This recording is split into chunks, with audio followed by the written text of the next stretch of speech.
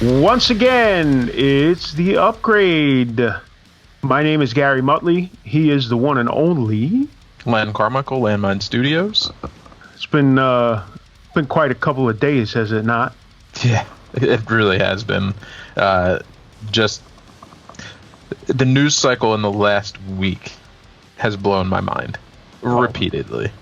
So, listeners, we talked yesterday. Yeah, we did mention at the end of the show that we were doing 2 days in a row. So right now we're recording this on Tuesday night. And, we went in on it yesterday, but we're about to go even further in on it right now. Well, there's so much more to cover. Yeah, just the information. At this point, the news cycle is just constant. Like, it's one day, so many new things to bang your head against the wall about. It's just bonkers. Like, I don't get it. How people didn't see this coming. Because I saw this coming. Where are we going to be in a couple of months? We're going to be straight in pure hell. That's happen exactly where we're going to be. In January. So much shit your head is going to spin. I'm still holding out, hoping that the aliens show up. I think that would probably be the only saving grace at this point. Just save us, please. Take me with you. Don't even we're not taking you to the leader because he is not going to save. No. He's not going to bring you anything positive. Listen, if you want to just take the leader, go ahead. Yeah, just take him. It's fine. It'll be good. So we have guests today, and I met our guest officially probably about 2 years ago, and immediately, I knew of his band because when they did a split with Burn It Down back in '99, I immediately purchased the split because I already liked Burn It Down, and then I was like, who is this other band? And I'm like, the name Racetraitor just kind of sticks out to you as abrasive, so I'm like, I gotta check this band out since they're on this split. Put it in, immediately loved it, but more importantly, I love the politics behind it. And our guest today is Mostafi from Racetraitor. Welcome to the show, Mani. How you doing, guys? Happy to be here. Exciting times. That's one way to put it. Yeah. Oh boy. Yeah, I was not as familiar with Racetraitor. I always heard the name, but hadn't dug into it deep until later on. I am a fan of the music, but just as much, because recently I was watching a bunch of live videos. I'm just as much a fan of the talk in between songs. That's the important part, I think, because that's where you get your message across. Because the message can get lost in the noise. But it's the in-between portions where you actually lay out what's really fucked up around here. Oh, yeah. And I truly appreciate it. It's my favorite part of coming to see you guys play. Yeah, there's definitely a segment of the fan base that doesn't care about the riffs at all. It just comes for the spoken word. But we have the reverse, too. We have the, just shut up and play. I think people who like us know they can't get away with saying that. That has definitely been said to us on many occasions, or we played a show in Dallas, and I remember on Instagram somebody posted that band Racetraitor would have been so good if that singer just shut up between songs. So that's a tradition, because seeing bands like Shelter and 108 and other bands, it's you always heard that, somebody was like, oh man, I wish they'd just stop preaching and just play. Yeah, I've obviously, this shouldn't come as a surprise to anyone familiar with the band, but I'd always liked bands that talked more, because to me, that's what made this type of music different, was that it was a space for things like that. And, when I realized, and this is probably true for every member of the band, when I realized there was a whole segment of people that were just into hardcore for reasons other than the political or social message, I was just kind of like shocked. I was like, why are you into this shit then? Because I was like, there's probably better music in the world, you know, like there's heavier musics, there's faster musics, there's meaner music, there's more melodic music. The thing that makes this thing such a different sort of beast is that it's like attached to this like whole ethos. So why are you like trying to separate the two? But you know, there's different type of people in the world, and the more you get out there, the more you realize that. Yeah, I mean, when Descent started, when we were doing Descent back at the beginning, it was specifically, the name fit specifically what we were doing. You know, we were anti everything, whether it was truly like organized religion, politics, like the overabundance of bad science used against us, like anything that could be dissented against. That's what we initially stood for, and that was like the point of what we were doing. Much like, you know, Billy Club Sandwich has songs like that are focused on anti measures in whatever angle that they're coming at it from. Right. We don't get overly political, but there's definitely certain things that we touch on. You know, a lot of racism stuff and crooked cops and things like that, because that's stuff that we've had experience with over the years. Yeah, I mean, I think like we're not overboard. You know, we're not. You're not Racetraitor. Yeah, we're not. Okay, we're not Racetraitor. But that, I mean, let me be clear. Like, I don't think that every band has to be as like centered in terms of politics or radical politics or talking as we are. We made decisions to be a certain way. But it's weird to me when people like don't want that in the scene. Like, that's certainly part of like the fabric of what like makes this music what it is that it has, even in bands that aren't political, like there's always this like undercurrent of like an anti-authoritarian, anti-establishment sentiment to the work, you know? Some of my favorite bands, like none of the songs are political, but there's still a spirit about it that feels, I don't know, for a lack of a better term, like a rebellious or a middle finger. And that to me is part of the whole fabric of the thing. But like when people just want this thing to be an apolitical art form, that's when it gets kind of weird for me. Because I was like, do you know anything about the history of this music? Like, do you know the bands who started it? Like, you know, it's never been that. But the thing is, when you ask them that, they say, no, I really haven't dug back and done my research. I'm just here for the riffs, basically, or I'm just here for the moshing. And I think that's part of the problem that we have right now. Like, obviously, hardcore needs people. It can't exist without people showing up. Right. But what we also need is people to show up for the right reasons. And even if they don't show up for the right reasons, dig in and learn what it is that you've decided to involve yourself with. Understand what the undercurrent is. And if you're not happy with that, then take the hike. Right. Yeah, I mean, it was always kind of built into it, but then you had certain bands that would take it in certain ways. And, you know, look at, I'll give you an example. Look at the Cro-Mags, look at Agnostic Front, but then look at Murphy's Law. Murphy's Law was more about fun. Partying. You know, the Cro-Mags were more in the Krishna direction, you know, but touched on a lot of stuff. And Agnostic Front, I mean, the name Agnostic Front. But still, as Monty mentioned, the undercurrent of Murphy's Law is still fuck the man. Of course, because that's, you know, but it's just different degrees of it. You know what I mean? Yeah, I'm just surprised when I find such conservative viewpoints stuck in hardcore. Yeah, like, that too. It's just so weird to me. Like, were you listening to it at all? And in most cases, I feel like they weren't. Well, I mean, I think what happens is people come at it from I mean, there's just a certain bunch of people that are just like just tuning out like the message, and it's all about the sort of I don't know, like you said, like the riffs, like.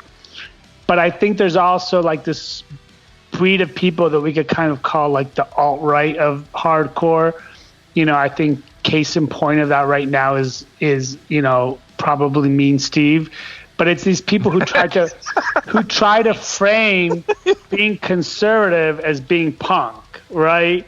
Like we're the real rebels because all of you people are like groupthink. And it's true. There's like going to be groupthink in every community. There's groupthink in hardcore. There's groupthink everywhere, right? Right. The thing about hardcore is that we constantly are reminding each other not to do groupthink.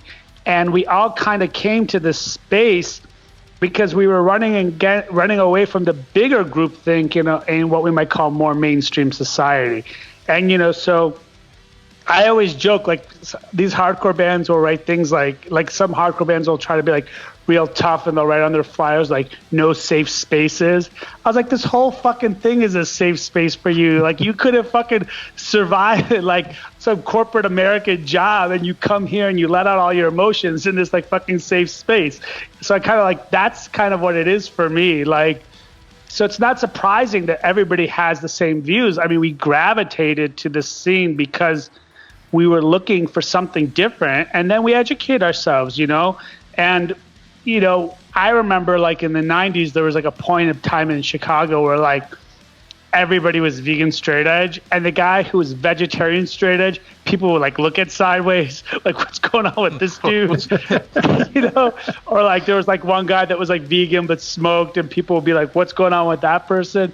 That was so like, it's no longer like that anymore, but it's probably, I think it's good that people were like experimenting with these different things, and that was like allowed in the scene. I think like the example of like Cro-Mags is a good one, because how the hell did Christian consciousness get into like punk rock? Well, a lot of people in punk rock are anti-religion and they reacted negatively towards that.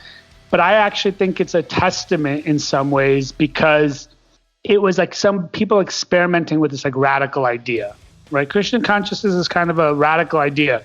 Materialism doesn't exist, and like, you adopt all these sort of Hindu ideals of spiritual ideals and reincarnation, all this stuff. It's pretty, it's anything but mainstream.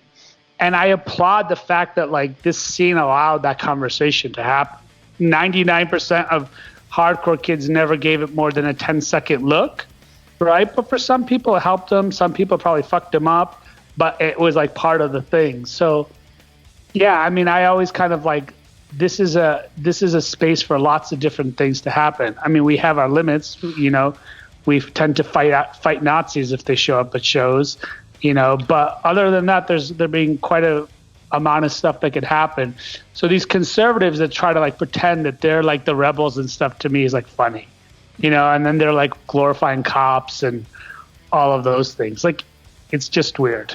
It's super weird. Yeah, it's very like, I see a bunch of hardcore people that are like full on Trump supporters, and I'm just like, how's that work? Like the whole, like, just like you were talking about, Monty, going back early on, like when I started going to shows, it was always the escape and like counterculture and trying to turn your backs on that whole idea.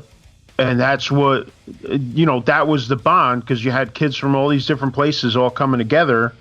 And, that was the common thread. And like now, like some of them are just basically, down with racism and shit. And it's like, isn't that what we were all anti back then? Just doesn't make sense.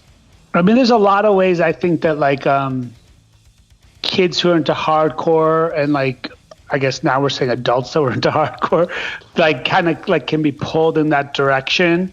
And something I've sort of thought a lot about. I mean, there's all these kind of like levels of messaging that kind of like pull people in slowly. And I think like one of them is like One of them is actually the anti-religion thing, right? So you kind of turn anti-religion sentiments into like actually Islamophobic sentiments, and you do it really subtly, right? You don't just like come out and say like hate the Muslims. You say, you know, all religions are dangerous. Oh, Islam is like a particularly like conservative, dangerous religion. Oh, actually the majority of Muslims believe in the most conservative, dangerous version. You know, like you kind of edge people along, and then there's like people who do that. Like Sam Harris is a good example. Right. But people who Sam Harris 90% of the time sounds like a liberal, right? But if you look into his stuff, he's like super fucking Islamophobic. It's not just a basic critique of religion. You know, all religions have their problems or whatever. It's like very specified. And then, like, actually, if you dig deeper into Sam Harris, he believes in race science. Like, he believes that certain races are smart. You know, like, he defends the bell curve shit. But that kind of stuff kind of like can pull people in because it doesn't have the appearance of it. And if you're a hardcore kid or you're like an adult and like you don't have like, you have a sort of anger in you that's sort of against a system, and somebody can present these ideas of like racism or, you know, like Western chauvinism, like Proud Boy style Western chauvinism to you as another form of rebellion, and you get like kind of eased into it, I'm not too surprised. And like when we first joined as a band, we like one of the things we used to say in our early shows, and we kind of said this when we played This Is Hardcore, was the entire Trump movement is a movement about organizing angry white males. And hardcore is an entire scene where the majority demographic in it is angry white males. That's definitely true. So yes, they're the angry white males that we like mostly, you know, like I'll take the hardcore kid over the other angry white males every day. But you can see how like somebody with that same sort of emotional, psychological state can be flipped. I'm not entirely surprised by it. I'm disappointed every time, but I'm not always surprised. That's a better way to put it, because you're right. I'm not surprised at all. Yeah. It's off-putting. Yeah, I mean, I'm also coming at it, you know, living in the city. It's like, I know there's a lot of white power all over the place, but not around here because they got chased out a long time ago. But I know in a lot of other scenes, there's still a lot of white power around, you know, so I'm just not used to seeing that around because they're long gone for the most part. I live in the Trenton area, so, you know, I'm right between New York and Philadelphia, like literally right in the middle. Yeah. And I would argue that from New York to Philadelphia, the white power scene was run out at every turn because all the kids from New York City and from Philadelphia all mingled between the areas, and it just didn't have that kind of foothold around here, right? Because it had to go. Yeah, other parts of PA. But you go out in the middle of PA. You go into Pennsylvania, all bets are off.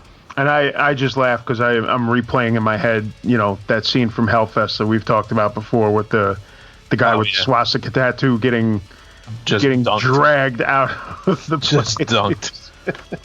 Yeah, like when I got into it, like that shit was like gone in Chicago. Like when I first got into it, there used to be this like, there's a suburb south of Chicago called DeKalb, and sometimes they would have shows there.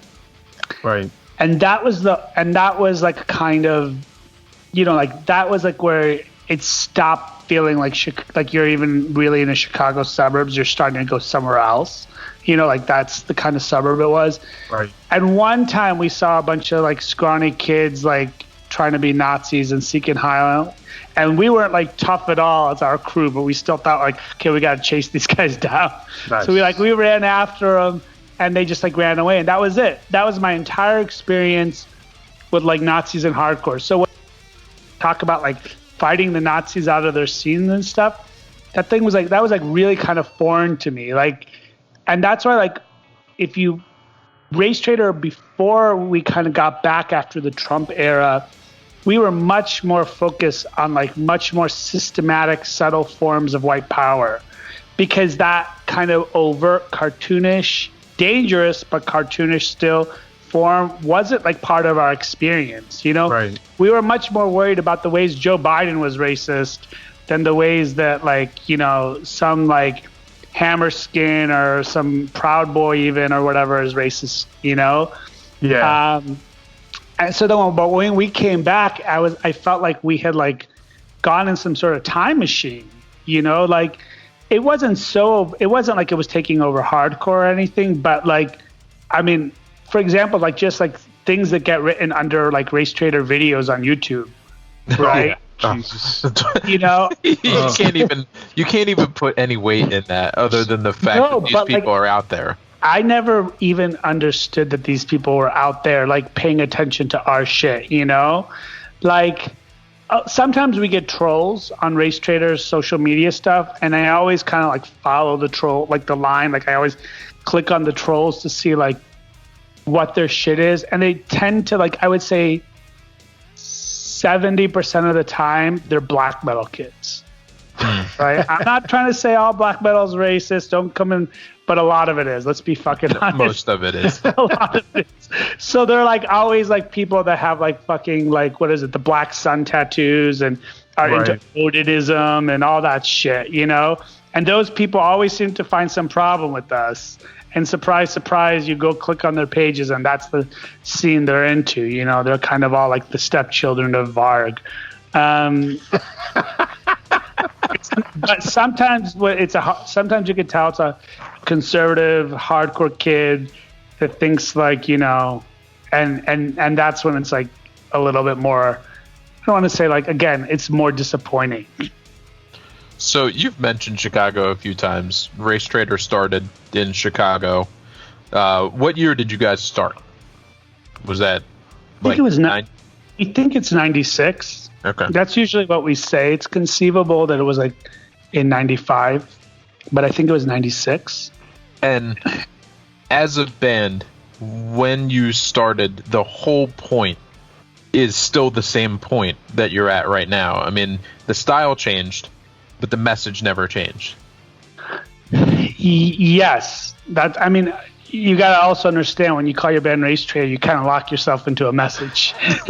Well, yeah. But we keep doing it because we want to talk about that message, obviously. Yes.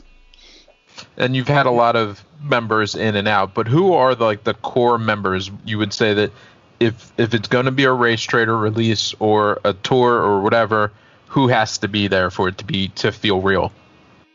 Oh, I mean, so Racetraitor was started. There was another band before Racetraitor, was called Hinckley. Mm-hmm. Hinckley was a much more like noisy, power violence-y band. And that's kind of how Racetraitor started out too. And it was basically 3 members of Hinckley of me. So it was this guy named Carl, he's also known, he's only on our demo as a drummer, but he's actually a guitarist. He was the main guy in that band Kill the Slave Master, which some people might remember, and he was in Creationist Crucifixion on one release. So it was Carl on drums, and it was Dan on guitar, and Brent on bass.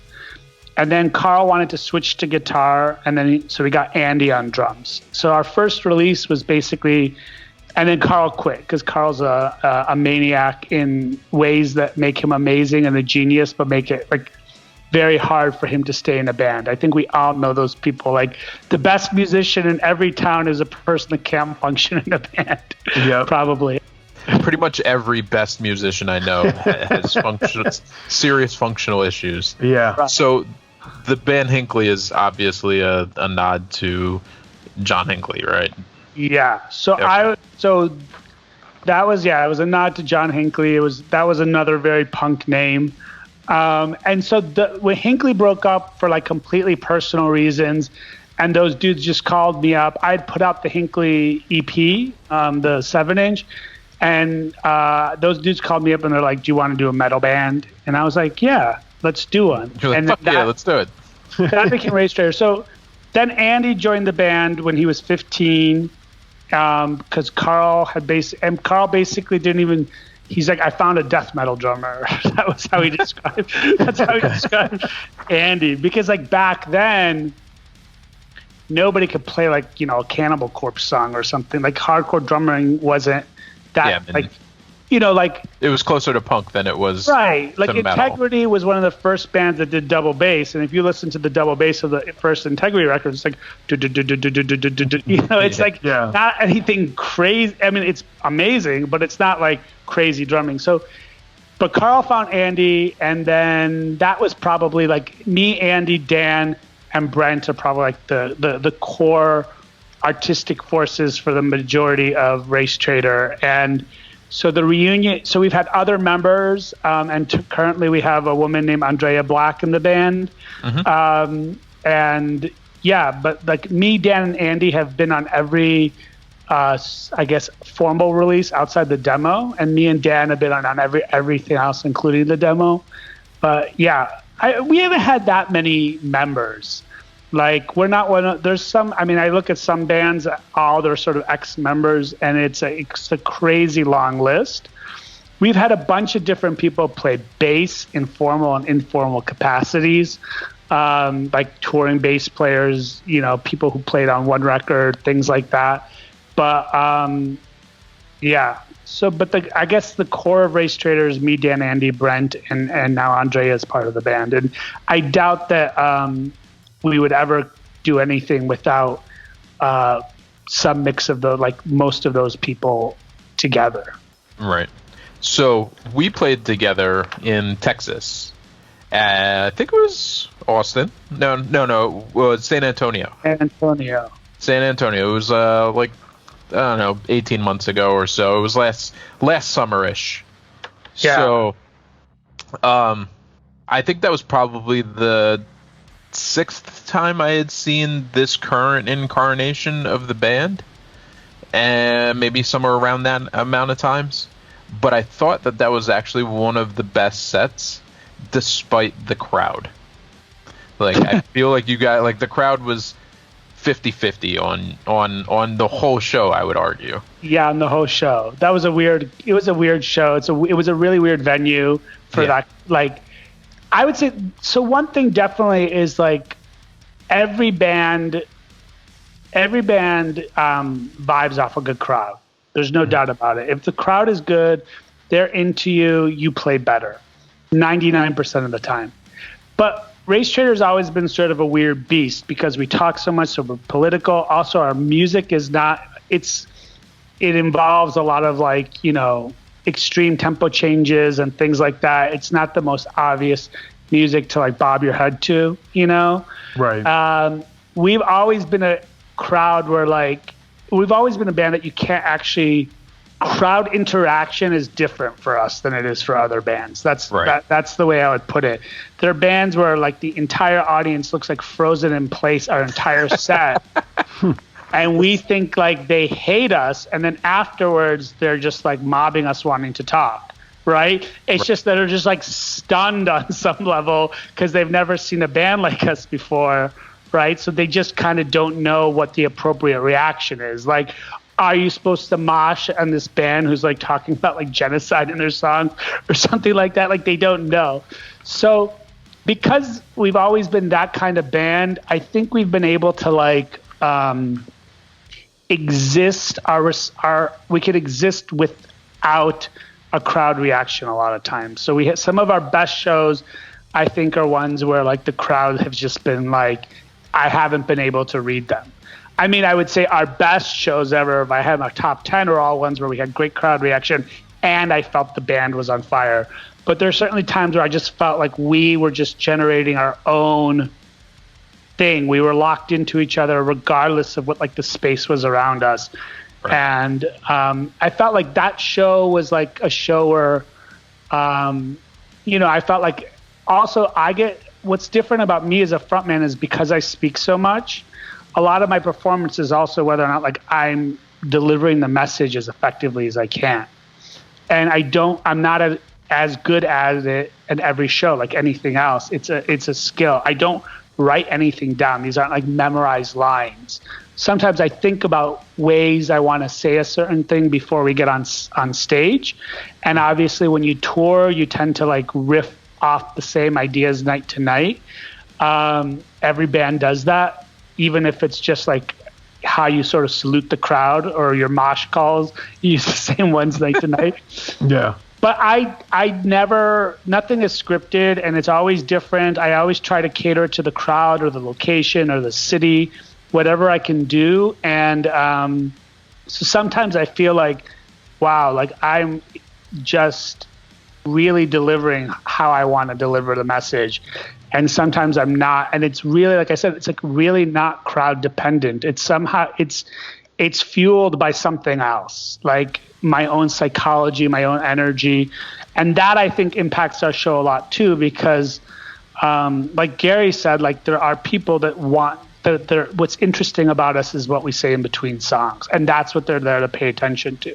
So it becomes a big part of, I don't want to use the word performance because that part's not a performance, but it's a big part of the delivery.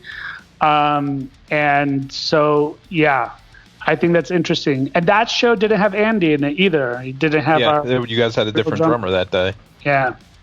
But I thought you pulled it off. So like we had spent about 2 hours off and on talking out back.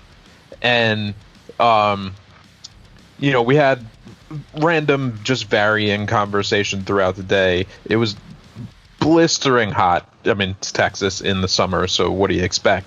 But, you guys took the stage and you owned it that night. And, like, regardless of whether everyone in the crowd looked like a bunch of raccoons for 50% of it, you guys were on fire. Like, everybody was playing very well that day. And then your speeches were also fire. Yeah, like that was one of those shows where like the room was dark. You can't even like it's a 90. It's like a 70% empty room. Yep. Right. And it was really dark hall. So like when you're on stage, like you couldn't see people. It's outside the like people immediately in front. People immediately in front were mostly my friends, like people that I like personally, like I could name every single one of them.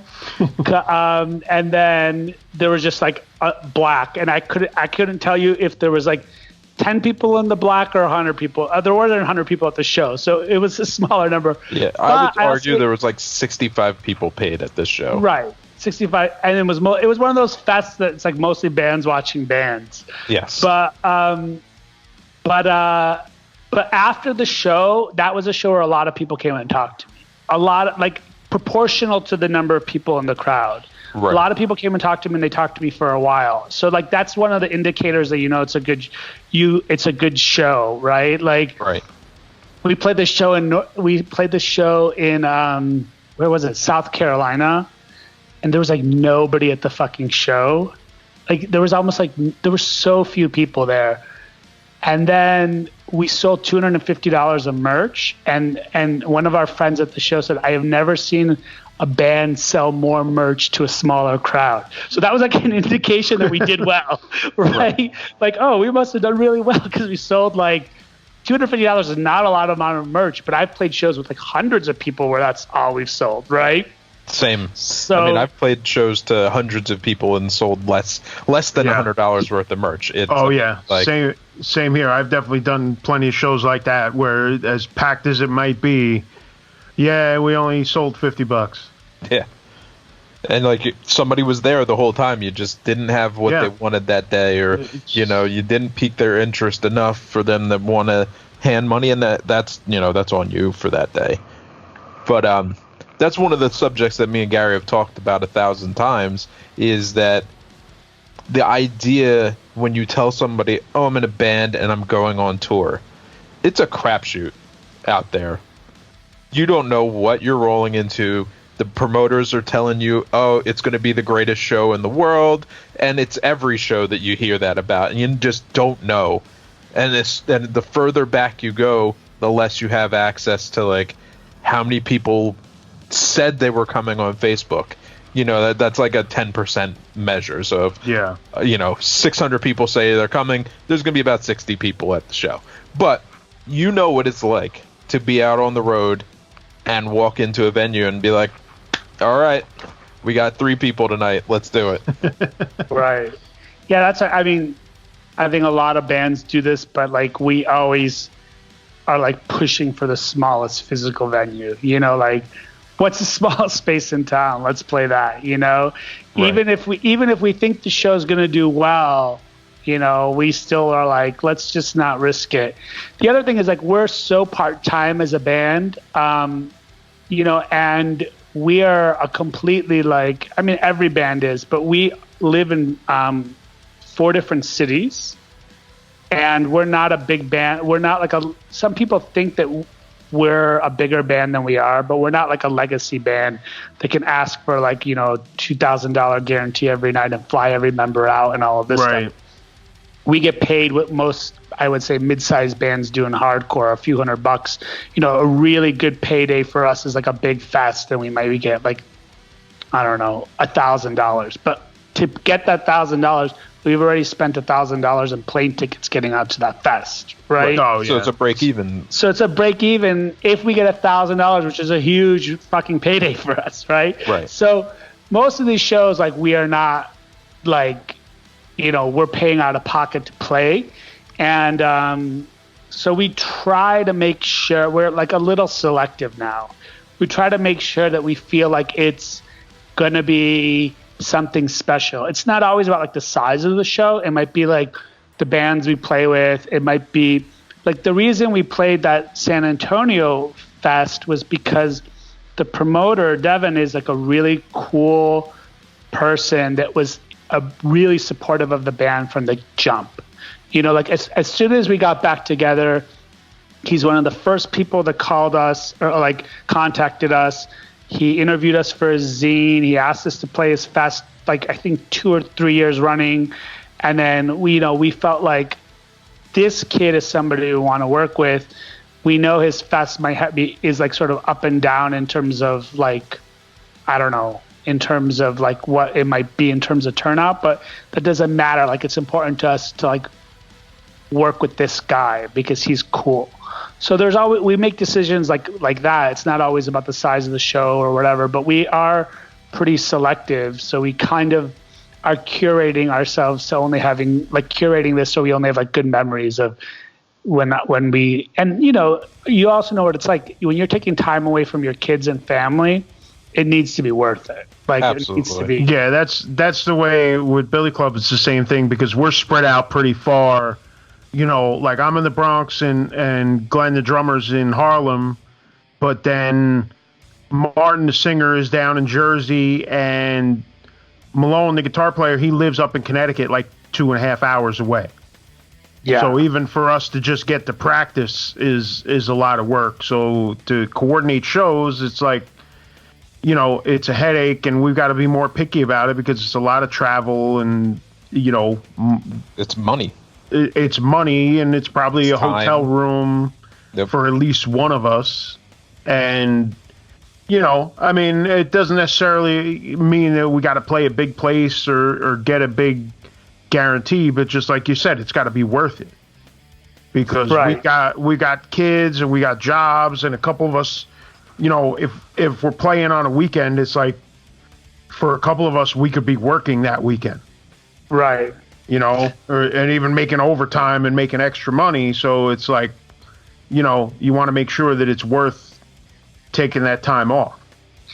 Yeah. Our last tour before the whole music industry shut down was like with Refuse. So it was our biggest thing we've ever done tour-wise not by a small amount, by like hundreds, right.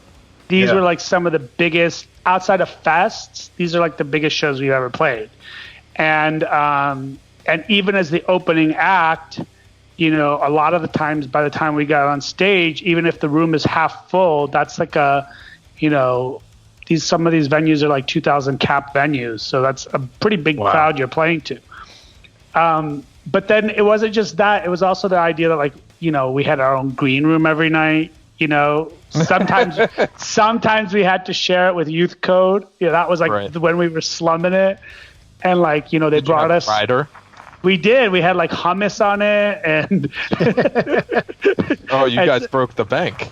Yeah. We had kombucha. I was like, what's something kind of. Because, most of us, a couple of us drink, but most of us don't. I was like, what's something we could put on there that's, like, fancy. I was like kombucha. I don't know how I had recently gotten into like a kombucha, and then like by the time we played the shows, like I think I drank like one of those kombuchas all tour, but but like that was our last experience, and so when was I'm like. That was in February. It was like literally. Oh, so it was like right at the edge. Right at the edge. Like if it was basically, we got home and a couple weeks later, and I now live in Austin, but at the time I was living in Brooklyn, and like things shut down within 3 weeks after that tour was over. So it was literally, and it's funny now because I see a lot of people posting on social media. The last show I saw before the lockdown was Refused, right? So because that means the last thing they saw was you. Right. So that was like one of the last tours of that was happening in our scene. And so for us, like playing that was like a completely different experience. Like we were not used to that level of, production and also just being treated as a band, like, the venues tend to treat you nicer and stuff in these sort of more, I don't know, bigger venue settings. I mean, these aren't huge venues. These aren't like stadiums, but they're like, we're not playing a VFW hall on this tour, right? So that was a nice, if that ends up, if we never end up playing a show again, we went off on. You went off at the top. Yeah. And our last show was our best show. Of the entire run, which was in Minneapolis. It was a very emotional show for us, and because my grandmother had died that day, and then that sucks. Yeah, but like it became like all these things about like what she was like a violence survivor. My grandfather was a very abusive figure, and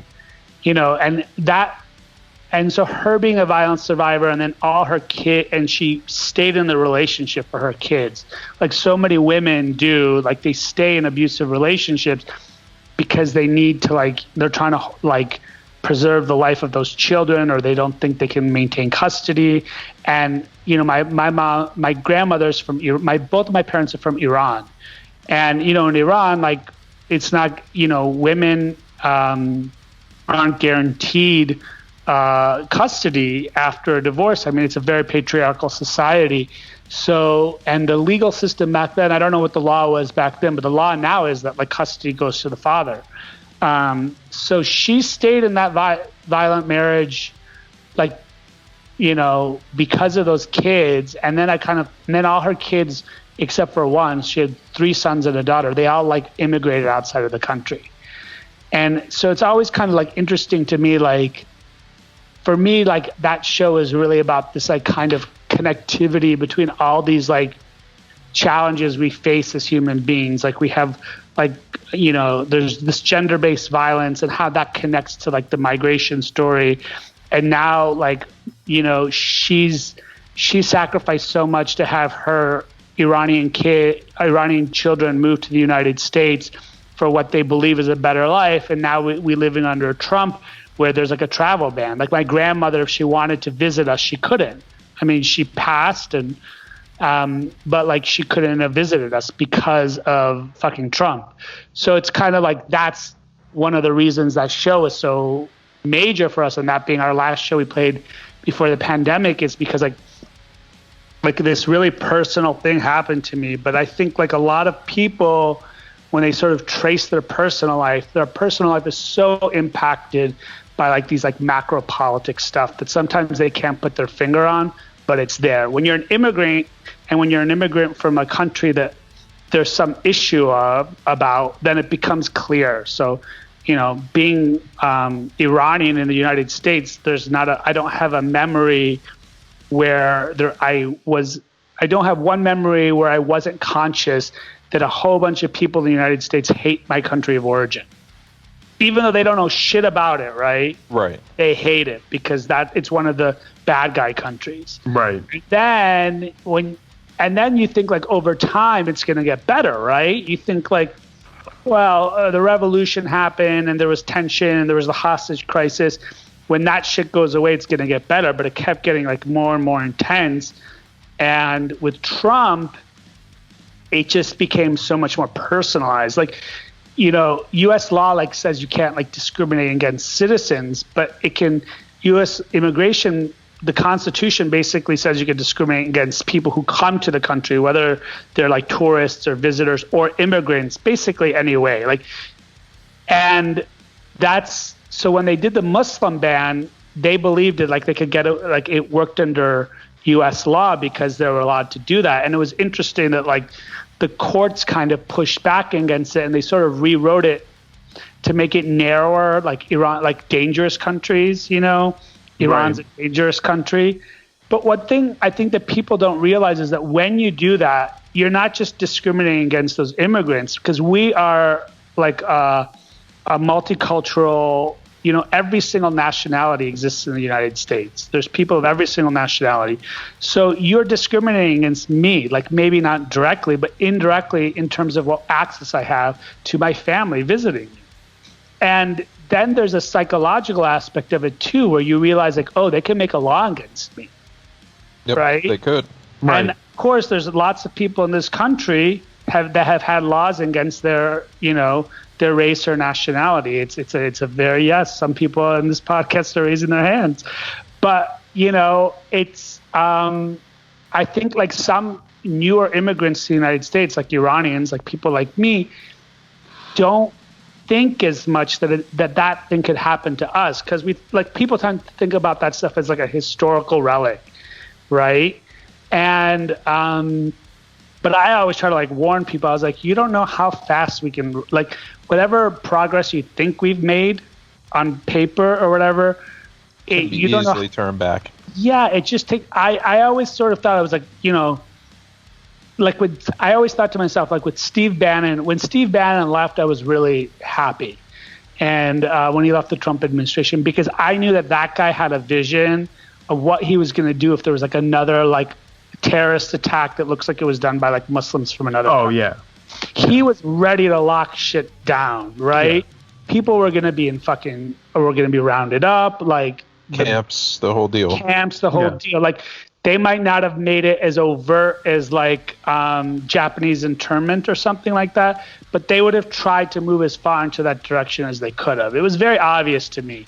So when he was kind of neutralized, I was like, okay, one of the people that actually has, because the one thing about Trump is I don't think Trump has a game or had. Yeah, assuming he leaves, you know, he didn't have a real game plan. He was just more of like a filter of id that was like, you know, taking all this like conservative talking points and like just like kind of pushing them out. But people around him had a game plan. The thing is, definitely. You know, we really, I mean, I want to create a world where Steve Miller can never, you know, show his face in public again. Like that would be a better world to live in. That sounds familiar. I think we've discussed similar things on this podcast before. I would say we didn't say it nearly as eloquently. That's true. Well, we offered hands, but I mean, same thing. I still have that thing of anybody involved in the Trump administration should be put in stockades in the middle of D.C., let them sit there on display. So yeah, I mean, we saw the whole thing. It'll be interesting to see what happens, because like we saw the whole thing with Bush, right? Like by the end of the Bush presidency, the majority of Americans, which included actually a sizable portion of Republicans, knew that the Iraq War was a complete fucking disaster of an idea. And a large people realized very clearly that these people had done war crimes and shit, and that they had lied to the American public, and people had different degrees of understanding of how bad and criminal it was, but everybody was on that spectrum somewhere, right? Yeah. And all those fuckers got jobs still. Yep. You know, they all got jobs. They all got think tanks. They got into fucking, they got to be like news commentators. And I'm just like, when you start a war that kills hundreds of thousands of people on completely false pretenses, you set up a torture camp on an island in the Caribbean, like you do all of these things. Why are we allowed to why do we accept these people, you know, like back into the polite society? Like it's really, And so I'm waiting to see what they do with Trump, with these Trump people, right? Like, are these, and I'm one of those people that say, like, Trump was more dangerous on some levels than Bush because, like, his worst instincts and the worst instincts around him were insanely, like, horrific. Oh, yeah. Mm-hmm. But if, in terms of body count, Bush still fucking owns the day, right? In terms of sheer pain caused, the Bush administration actually was worse, like on a very, like, John Stuart Mill, like, basic intro to utilitarian ethics with, like, assessment, right? So, but these people are now today considered heroes because they stood up to Bush, because or they stood up to Trump. You know, but the Bushes endorsed Biden, and I was reading today, like, Republicans that are acknowledging Bush's loss, and Republicans that are acknowledging Trump's loss, right? Admitting, and one of them is Bush. And I'm like, just think about all these people that think he's a hero because he did this. Right. But he laid the foundation for Trump. He, laid all the foundation for the instability we see today, like in the Middle East. At least he was the biggest, most responsible person for, like, the rise of things like ISIS in the Middle East. Like, this is the fucking dude. And you guys think he's okay now because he goes on Ellen DeGeneres and he says "fuck you" to Trump every once in a while, or, like, paints a dog. Like, if you guys see Bush's paintings, it's like absurd to me. So let's see the rehabilitation of these fucking Trump people. Well, that's what happens, over time. That what they do, and it's funny because we've talked on here about the YouTube channel, the Young Turks, which I'm a fan of. And they were talking today about how people like Kayleigh McEnany and a lot of those other talking heads in the Trump administration that, hey, MSNBC, CNN, don't hire these people because that's what they tend to do. That those people will leave that administration and go on and suddenly end up on, not even Fox News, but like CNN or whatever. Right, they'll get a new coat of paint.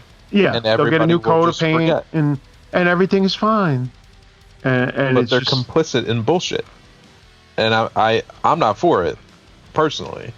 No, I want them in the stockades with where you said exactly. And just leave them there. Those people, and there's so many people that are resistant to it, but, like, I firmly believe that those people should be held accountable. Anybody that backs Trump should be held accountable. Don't start with your, oh, well, I didn't support him, blah, blah, blah. Because now, as is always the way, especially with everything on social media now, these people try to whitewash their history. And no. Let everybody know that you were sitting there enabling him, and they can make the decisions as far as what happens to you and where you can get hired and not hired and stuff like that. But, not going to let you hide the fact that you were just another bootlicker. So, Monty, I got a question for you. You were born here? Yeah, I was born here. Okay. But your parents are first gen, they came over. Yep. How was that growing up, stuck here in America, with the feeling that you noted earlier that no one kind of likes your country? Like, that sounds like it was kind of painful for you. Were you in Chicago the whole time growing up, or did you move to Chicago as a late teenager, early adult? So I was born in Hyde Park. Okay. Or near Hyde Park, but my family was living in Hyde Park. For those of you who don't know Chicago, Hyde Park is where the Obamas are from. It's where University of Chicago is. So it's kind of like a university science-y area. And then surrounded by, like, the poorest parts of the city. So that was kind of like a real, I don't know what tuned me into this, but I mean, I very much remember being as young as 5-6 years old and being very clear that, like, I lived on the edge of, like, extreme poverty.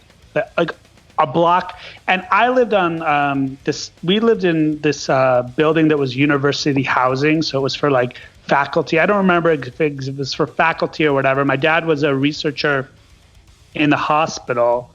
Okay. And maybe he was teaching then too. He was like a research professor type deal. He did like oral pathology, like diseases in the mouth. He was doing back then he was doing like AIDS research and cancer research in like the early 80s. So we lived on this like faculty housing thing, but that was kind of the edge of the wealthy part of Hyde Park. And literally the next block was some of the poorest parts of Chicago. So it was, my politics were like partly shaped very much by like the physical place where I spent like my first conscious years. But prior to that, like right before that, so I was born in Hyde Park. Then when I was 3 years old, we moved to Iran. And the plan my parents was always to, like so many people, come to the United States, get the education, get the degree, go back to the home country. But that was the revolution. So the Iranian Revolution. So I lived through, I was physically in Iran during the Iranian Revolution. I have some like clear memories of it, like snapshot images of people marching down the street and chanting. Then I moved back to Hyde Park, and then I lived in we moved into that university housing. Then, so all of those things kind of like shaped me as a really young age. Like I don't want to say politically conscious, because politically conscious has a very specific meaning, but I was like socially conscious. So at a very young age, I was aware that there was like class divides, that there was race divides, that there was nationality divides, that there was like global political tension. And it all came out of that experience. I think like then when I moved to the suburbs of Chicago when I was about 10,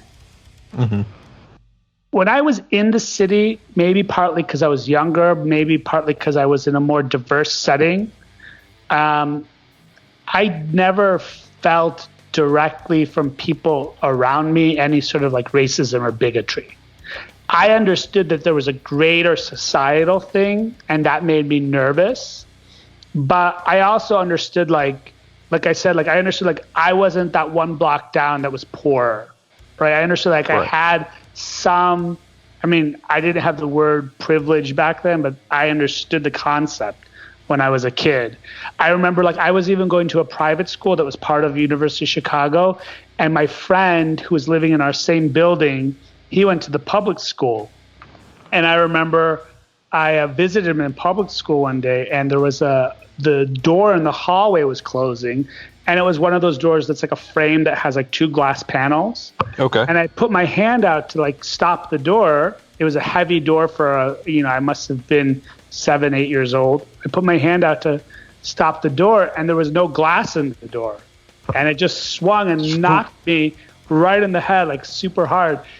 And I remember thinking to myself, man, public school fucking sucks, and like, I knew it's because they were underfunded, right? Like they couldn't fucking replace that glass quick enough, and then like a kid got hurt, and that kid happened to be me. And I understood that it was like a better situation not to be in that school, right? So those things kind of shape you. But then when I moved to the suburbs, that's when kids were like overtly racist, and they like started picking on me. Like it wasn't dramatic shit, but it was like I got teased a lot for a lot of things. I was eccentric, I was small, all the things that get people into punk rock I had like checked off. But on top of all of those things, kids could also say, oh, your dad's a terrorist, you're a camel jockey, and like use like different sort of slurs and, kind of use my identity against me. What I think was different than me than like some of the other kids around me that I grew up with is that like I always had a sense that like those people are motherfuckers. Like I knew that they were the motherfuckers and it wasn't me, right? There wasn't anything wrong with me. I knew there was something wrong with them. I don't know where I got that from. I don't know if it was my parents had kind of instilled me with that, if it was the fact that I grew up in the city and in a sort of diverse setting at first, and that kind of armed me with something. But it was not cool to be picked on. It definitely created like distress for me and a sense of isolation. But it didn't like make me ashamed of who I was. The way other kids who grew up Iranian with me, like they changed their names. They changed their names to like John or Tom or shit like that. And they tried to assimilate as best they could. And I'm a really light-skinned Iranian. Like I can pass as white if I want to, but I never opted to do like kind of hide my identity. And I don't know where that sort of drive came from, but I like obviously as an adult, I realized how much healthier it was that's my viewpoint. Like I didn't let people shame me. I felt scared or isolated at times, but it didn't feel like I didn't take it personally. I knew that they were the fucking racists and that's the lowest of the low, like in my mindset. So I had some emotional armor to deal with that stuff. So yes, it was painful in some ways, but it wasn't. It was shaping. It was shaping more than damaging. And I'm kind of like the type of kid now where I'm just like, I hope my kid has some adversity. Like I hope my kids get picked on a little in that way so they can feel what it's like. And of course that also shapes if you have that experience with it and it goes right for you, of course it shapes your sense of identity. Like I don't know what it's like to face the racism Black people in the US face, but I have a little bit more of a sense of it than like somebody who's never experienced that stuff. Like I can magnify my experience by 1 billion and kind of like start to like approximate some stuff. And I would argue that it's not at 1 billion. Yeah, I'm using a term. You're being hyperbolic. I got you. Yeah, but I'm hyperbolic, and we don't want the intersectional crowd to say that he's not aware of the ways he has privilege. I certainly am. I have a story for you. The first time I experienced racism, I was 3 years old, maybe 4. I was going to a Jewish community center preschool. And apparently I had this little girl that was best friends with me at the time, little Polish girl, parents Polish, Jewish, and she was having her birthday party. She wanted to invite me. She invited me to the party verbally in school. Her parents call my mother, and they're like, hey, we heard that she invited him to the party, but we think it would be best if he doesn't come to this party. So my mother had to sit me down at that young age and explain that I could not go to the party because I was Black. And the idea that I had to learn that at 3 or 4 years old is just insane. I've grown from it. I've learned from it, but it also, as you mentioned, makes you weary. Like, of other people. Like, you don't know what they're thinking.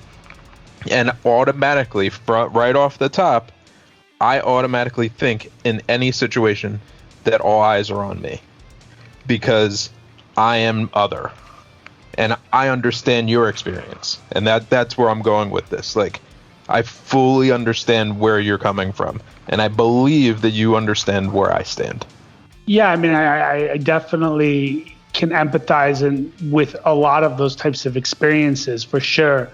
Like I also have the experience of like being in a room and realizing everybody in the room thinks I'm white the same way they are, right? Not my grandfather has that. In terms of tone, but they think, and like just so what's funny is like you get the experience of being treated as the other, and you get the experience of being treated as not the other, and then witnessing how they talk about the other behind their back, right? Right, like, because they think you're not around. Yeah, like I literally think every single time I've been in a tow truck with a white driver, they've said something racist because they just think I'm just like, you're lucky I caught you in this neighborhood before they did, like stuff like that, right? Or, some weird crack about Tejano music where you're just like, yeah, I don't like the way you said Tejano. Like, I could tell there was something behind that. So,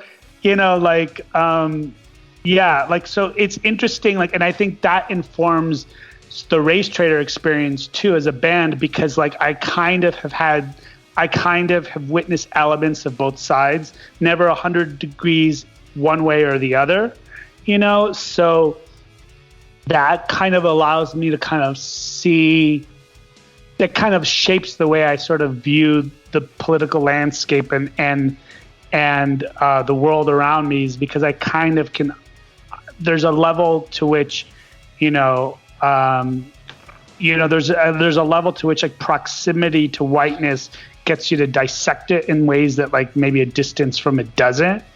And then also it's the experience of experiencing like the worst elements of like white supremacy and racism that also. So I've kind of had both those experiences, and that definitely feeds into the music and the message, and kind of why and the other thing I think about, and a lot of people I think understand this now. In the 90s, almost nobody understood this concept, but that like being white isn't a real thing, right? It's just this social category that certain people created to justify a whole bunch of shit and to keep people separated. And there's this idea that who was white and who wasn't white has changed over time in the United States.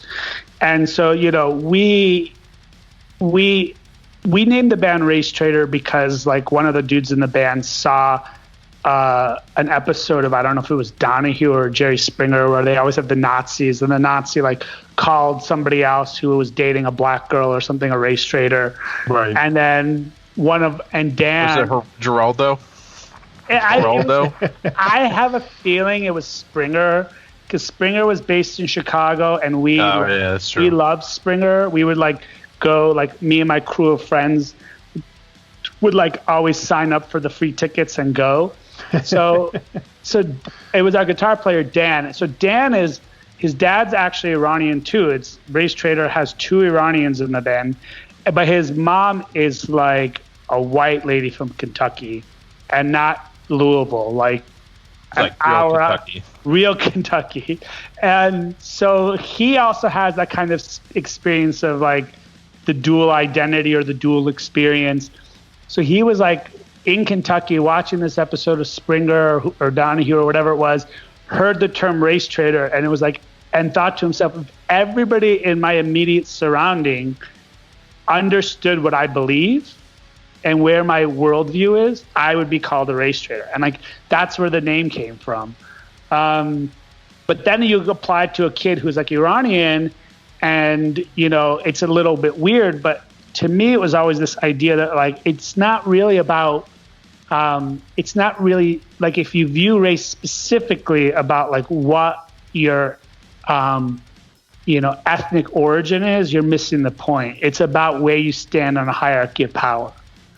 Right. So for me, it didn't matter that like white people had been racist against me as an Iranian. I could still do race treason, because in a hierarchy of power, there are plenty of people that like, are more disempowered than I was. Right. And so that allowed me to say like, if I want to stand with them, right, I have to basically reject this idea that like what I have in terms of power, whether that's like I have, opportunity to go to good schools or, live in like a more secure suburbs or whatever it might be, I've been pulled over in Chicago, and I've been pulled over in Chicago, without a driver's license, and have cops say to me, "Oh, I'm going to let you go on what we call the white man's privilege." Oh. Right. But they didn't get your license, did they? No, they never had my license. Right. That's what I'm saying. Like you got through on the fact that they never took your license. Right. Like if they read my name, they would have been like, "What's this funny name?" Yep. Right. Right.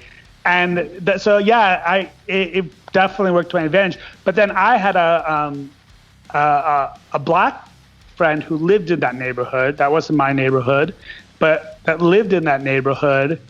That when I told him this story, he was like, "What the fuck?" He's like, "I got pulled into the office for walking down the street without a license that same week."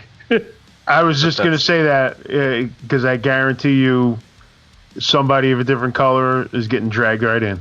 Totally. So I kind of like, so to me, this idea that like we all can fight against some thing where we're included in a group that's fucking over another group. And one thing is like also being from an immigrant from the Middle East, I realize like almost in some ways, there are plenty of people in the United States that have like no power, right, within our political system, but they forget that our political system in their name is going around the world fucking over a whole bunch of people too. Right. Right. So like that whole idea of like, how do you reach solidarity and how do you reach like people having each other's back? Part of it comes through acknowledging like the power differences as a way of kind of like as a starting point to sort of moving forward. That was like the idea we were playing with early in the band that we thought was like different than what every other band was talking about. So every other band was talking about when like anti-racist songs, which we loved and grew up on, was more just like, don't be a fucking Nazi or don't be a bigot, break down the walls, shit like that. Right. And, why can't humans love humans? Like, I remember there was like an Endpoint song that had like, we humans hate humans. And like, it was obviously against that, right? But we were trying to be like, actually, we're all drafted into it. Like, whether you have emotional hate or not, like, in some ways, we're all drafted into fucking people over on the basis of race, on the basis of class, on the basis of all these other things. And it's only when we like say we're not going to, it's impossible not to participate because we're all kind of participating in a fucked up system. But we have to absolutely be conscious of it. So when we have these moments where we don't have to participate, right, we can absolutely stand up and say no. And so that's kind of like what we were trying to do that was, I think, considered different. And now it's not as different because I think those ideas are much more common in today's scene. These ideas of like privilege and like, what it means to be an ally, and all people actually talk about those things in a real way. But like in 96, that was not that was not on the plate at all. Right. There were a few people, it wasn't just us that were on that level, but it wasn't.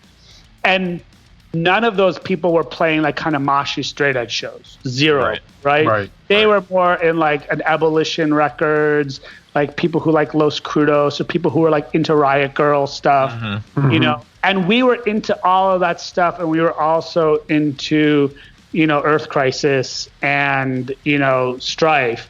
So we were able to kind of bridge that gap a little. And I want to say, like, there's this misconception that those types of scenes, those like dirtier elements of the hardcore scenes, are much more politically advanced. And our experience was that they weren't. Like, they had people in them that were a little bit more bookish in their politics, but the majority of people were still it was still posturing, right? Right. And what's funny is that in the early days of Racetraitor, that scene hated us more than what would be considered like the tough guy scene. Because I think there was this thing where like a lot of kind of like, more working class thuggy kids kind of had this like thing where like, well, we fucking hate cops, right? We get that. Right. So they kind of, or they were just like less kind of invested in their own purity as a punk rocker, right? Like, I'm automatically good because I'm in this like enlightened scene. So I think like the people that were in the scenes that looked more political, yes, there were people that were closer to us politically in terms of thought and stuff, but they were still the minority. And some people always like wondered why we ended up going to a much more like metalcore sound. And part of it was that, blame it on Andy. Yeah, a big part of it was that when we got the drummer that could play death metal parts, we wanted to play death metal parts. And it was about musical taste. But there was also this idea that like, actually this fucking scene is really open to these ideas. And, the people who are considered like thugs or meatheads, like we'll play with crew bands and people will be like, those people will never be into. But I promise you, like, Racetraitor has had just as much, if not more, of an impact on like dudes in like crew scenes that are just into bands with just fucking breakdowns and beating the fuck out of each other, like these things that you would call like textbook toxic masculinity bands, you know, like we have had those people be just as receptive to what we have to say, if not more, than people are in these like more like kind of on the surface enlightened sort of things, you know, not thug, dumb thug. So our experience has never been that, you know, that like there's that. Yeah. So our experience has been like always about like kind of using those kind of like radical political theory politics in spaces that maybe that's not the norm, and it working, you know, like we have a lot of friends and people kind of in our circle that like are from fucking FSU, you know, right. And I'm not endorsing all the stuff that they've done, and I'll tell them to the face, like members of FSU have done dumb shit. But also I've seen that members of FSU like would pick up on our type of politics and actually believe it, and were willing to put their money where their mouth was a lot of times too, in ways that other people weren't.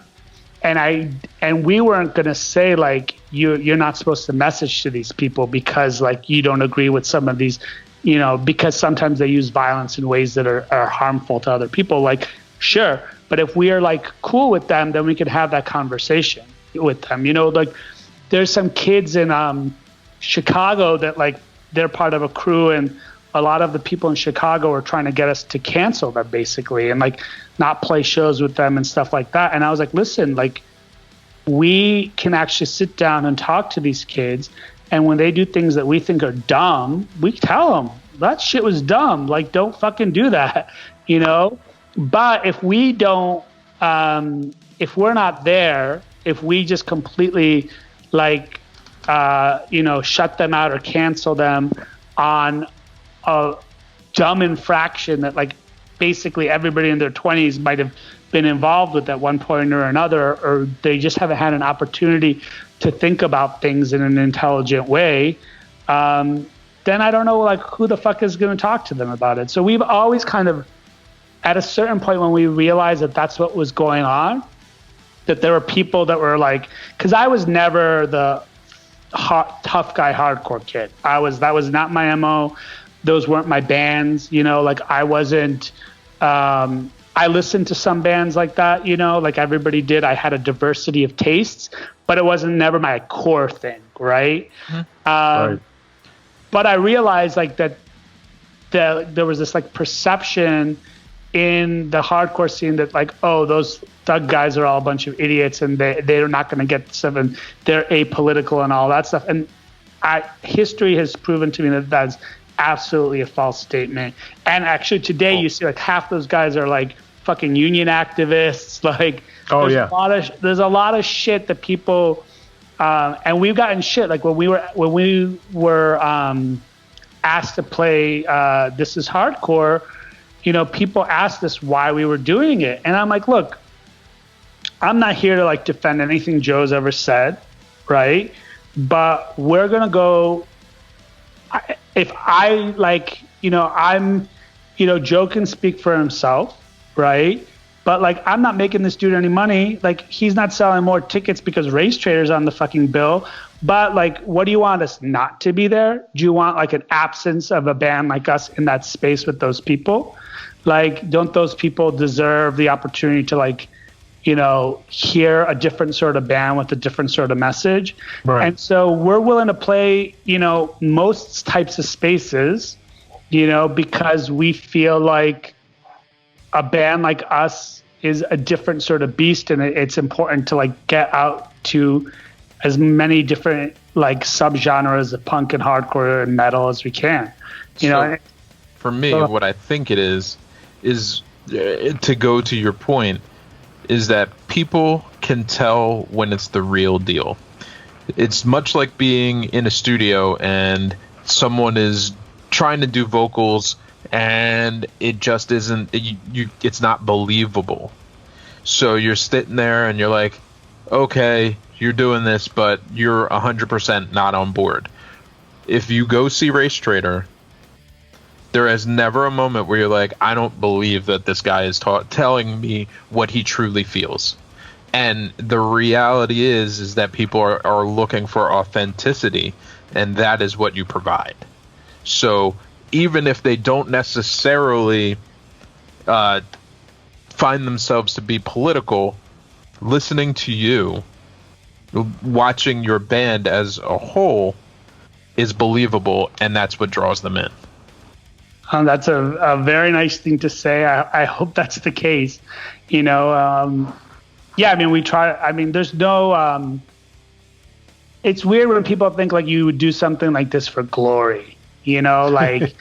Yeah, there's no glory. I mean, look, I'm not going to say that people. You just said something nice about me, right? Because I'm in this band, or said something nice about what we're doing in terms of like you believe that it comes across as sincere. So those things are I'm not saying there's no reward, right? There is, but it's a pretty small stakes reward. Like I could do a lot of things and have someone like you say something that I appreciate, right? For us, the reward is like when we see what happened. There's two levels. One is anybody who's in a band knows it's fucking awesome to make music. It's fucking awesome to be able to scream and jump around and do all that shit. It's cathartic. It's emotionally healthy. And so you get to use your creativity. So there's that baseline reward that goes along with any sort of creative practice or performance-based practice. So we experience that like everybody else, and it's a huge draw. I think the added incentive is like, are we changing the world around us even in small ways, right? And we've seen that. Like we've seen where we leave a town and we come back, and then those kids in those towns are different, you know? Or we've seen the most change in people around us in Chicago. I can tell you that the sort of average race politic of a 90s Chicago kid, even if they did not like our band, tends to be a couple degrees higher than the average hardcore kid in the rest of the city. And it's just because we were in that space. It was not just us. Obviously, we're also in the town where Los Crudos was a band, so that elevates the shit too. But there's definitely people who didn't like Los Crudos that went to our shows, right? And we can tell that these people talk about this shit differently, you know, than kids in other hardcore cities. Yeah. So, and and if anybody's been to any of our shows recently or whatever, our shirts now are very blatant, right? Like you can't have 90% of Racetraitor shirts it's like very clear what the band is about and what the message about. Like our most popular shirt just says defeat white supremacy on it in big block letters. Mm-hmm. And we get messages all the time from people who say, you know, they wore that shirt to their fucking like family reunion and like then their family lost it. Right, or at least like, it was a conversation starter, you know? And we see, and a lot, like, really, look, we actually very clearly had the intention of, like, we want to make shirts that people wear when they go protest, right? Like, that they feel like this is part of their protest. And we literally will get pictures sent to us or see them on social media where people are at protests wearing our shirt, right? So, like, when you have mission accomplished like that, it's a sense of like, okay, you're doing something, right? You're contributing.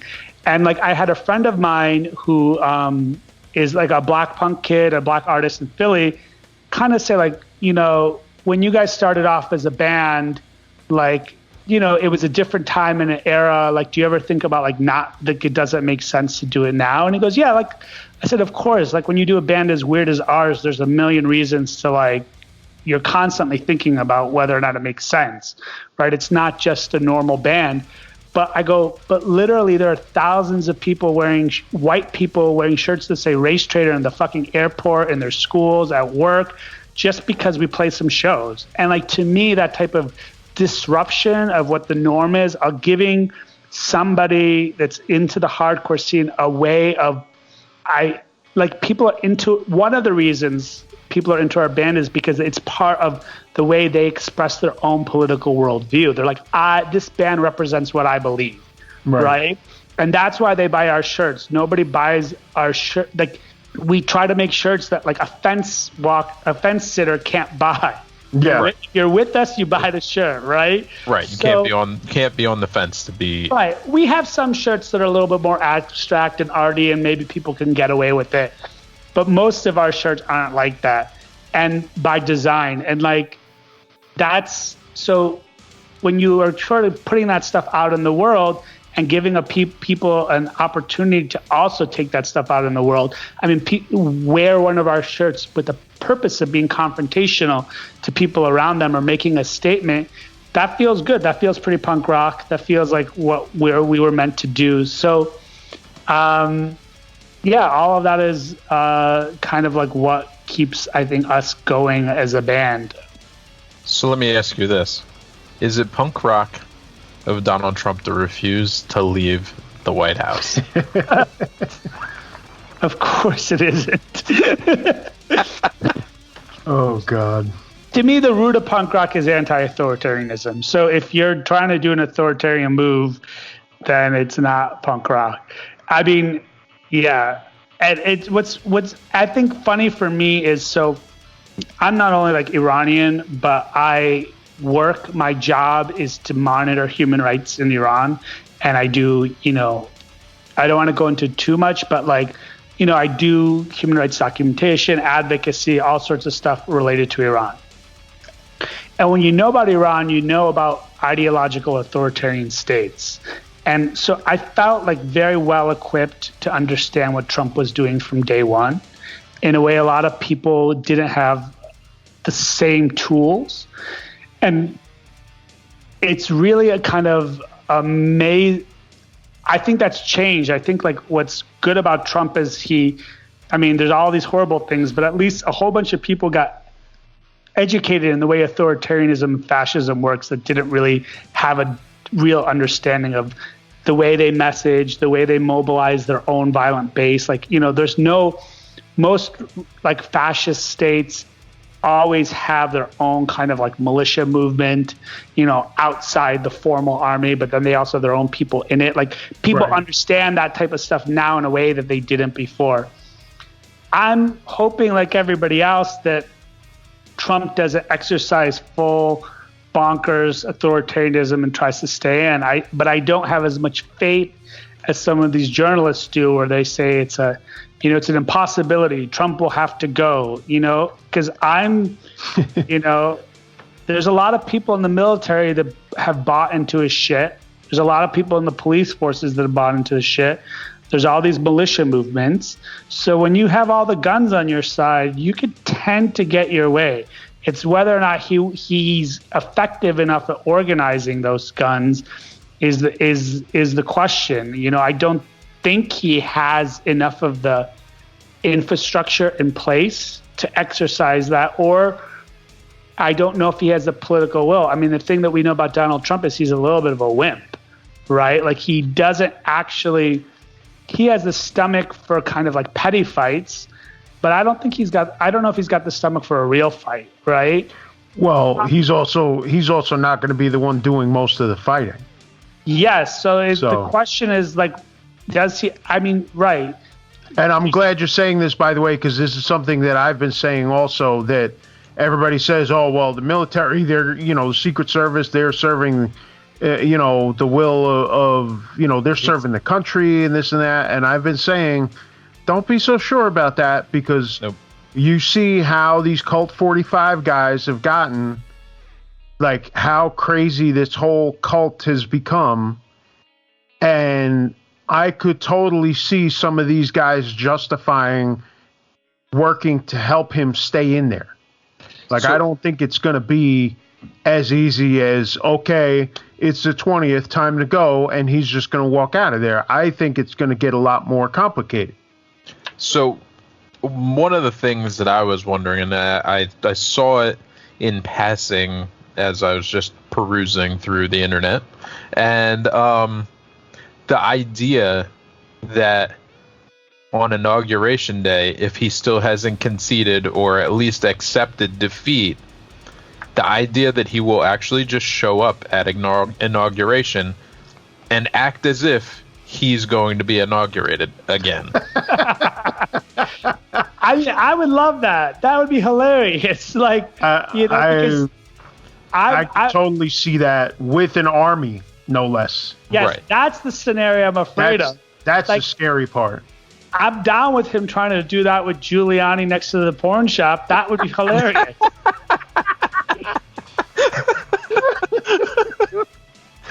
Yo, how embarrassing was that? So, this is how I thought about it. I don't know if you guys watch the show The Office. Of course. But it's my go-to show it's my escapism show. Like, I watch it on repeat during the Trump administration because I could just like get out of my space. But there's that one episode in The Office where Daryl is negotiating with Michael over a raise. Mm-hmm. I know the episode. And Michael is like trying to play hardball, right? And he's like studied all these negotiation techniques of how to like psych out the other side and all this stuff. But then Michael wears a woman's suit into the negotiation, which just gave Daryl the perfect opportunity to call him an idiot and weak, right? Right. And that just like basically all of Michael's tactics were then useless because it was like the tactical error was too big. That's right. what I feel like the fucking four seasons long here was. It was like, I actually think it was like the biggest mistake they've made in this trying to like keep the election because they just look like idiots. It's like you can't come back from that in some ways. I mean, they can. We can never count these people out, but I mean, it's like a double error or a double mistake because A, they're at the wrong Four Seasons.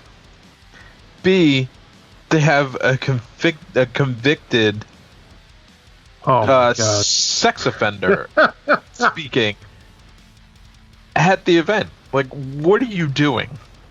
Yeah, but it doesn't. He was the QAnon representative. Yeah. Oh. I always look at it and I think, okay, how much worse can it get? How much more painful this can get? And it constantly impresses me with just how far it can go. The most ridiculous thing, like I said to you yesterday, is that not only is it an obvious mistake, but they double down on it. Like, yeah, I meant to do that. Yeah, of course. But that's like what every cult leader does, right? Like, oh, yeah. The cult Absolutely. doesn't make mistakes.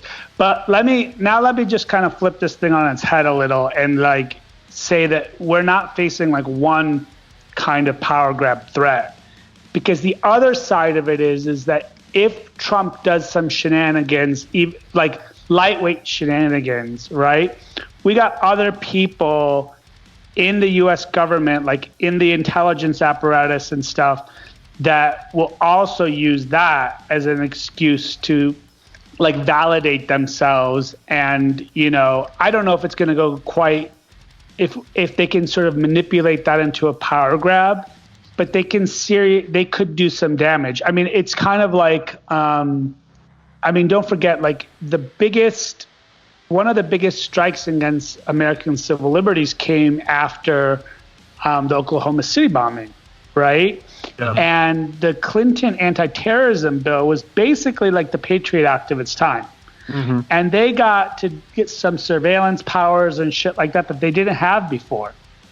And so let's not forget that these people, like, there's people who are not for Trump, but that might be happy with Trump just disrupting stuff because they think that they could win and get power, more power for their side of things too. Right. So we're in a trouble. There's multiple things that could go wrong in this scenario. One of them is that Donald Trump starts a civil war, right? Which I personally think it already started. It's just been a slow roll. Yeah, I mean, it's certainly the foundation for it is 100% there. I was listening on NPR today. There was this guy who was like a war reporter who basically, has covered civil wars, like, and ethnic conflicts and shit like this around the world. And he says that like the polarization he sees in the U.S. feels familiar to these other places he's been, like Ukraine, Balkans, and things like this. Now, there's more than just ideological polarization and bigotry and stuff, those things that go into these conflicts, right? There's other factors that create instability for these crises.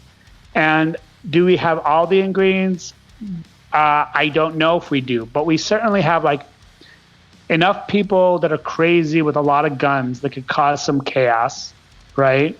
We got enough, we've got sort of enough of a psychological disruption that's coming through our, months of coronavirus. So even if it's low, like I'm not going to say that there's like a high chance that the shit is going to hit the fan. But when the shit hits the fan, it's like I do for my job, I have to do risk assessments, right? Because I do human rights work. And the basic model of the risk assessment is like, is there a high, low, medium, or low probability of a thing going wrong?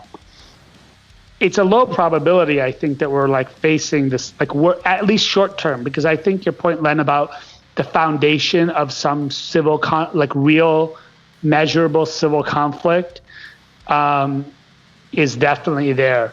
But when we do risk assessments, if something has a low probability, but the damage it could do is high, we have to take it very seriously. It's still got to be serious. Right. I do with them at work as well. That's where we are with this shit. And it's silly to believe that our institutions are going to save us. First off, like the institutions are part of the problem in the first place. Yeah, definitely. And the institutions of violence, I think people underestimate how many people have bought into the cult that are in law enforcement, that are in the military. Is it the majority? Is it a plurality? I mean, we don't know. We don't have data, but it's enough, and there's enough evidence of it that's scary. I mean, people who like go on these like police message boards, the people who gravitate towards that stuff, they say like really fucked up stuff. Oh yeah. Right? Oh yeah.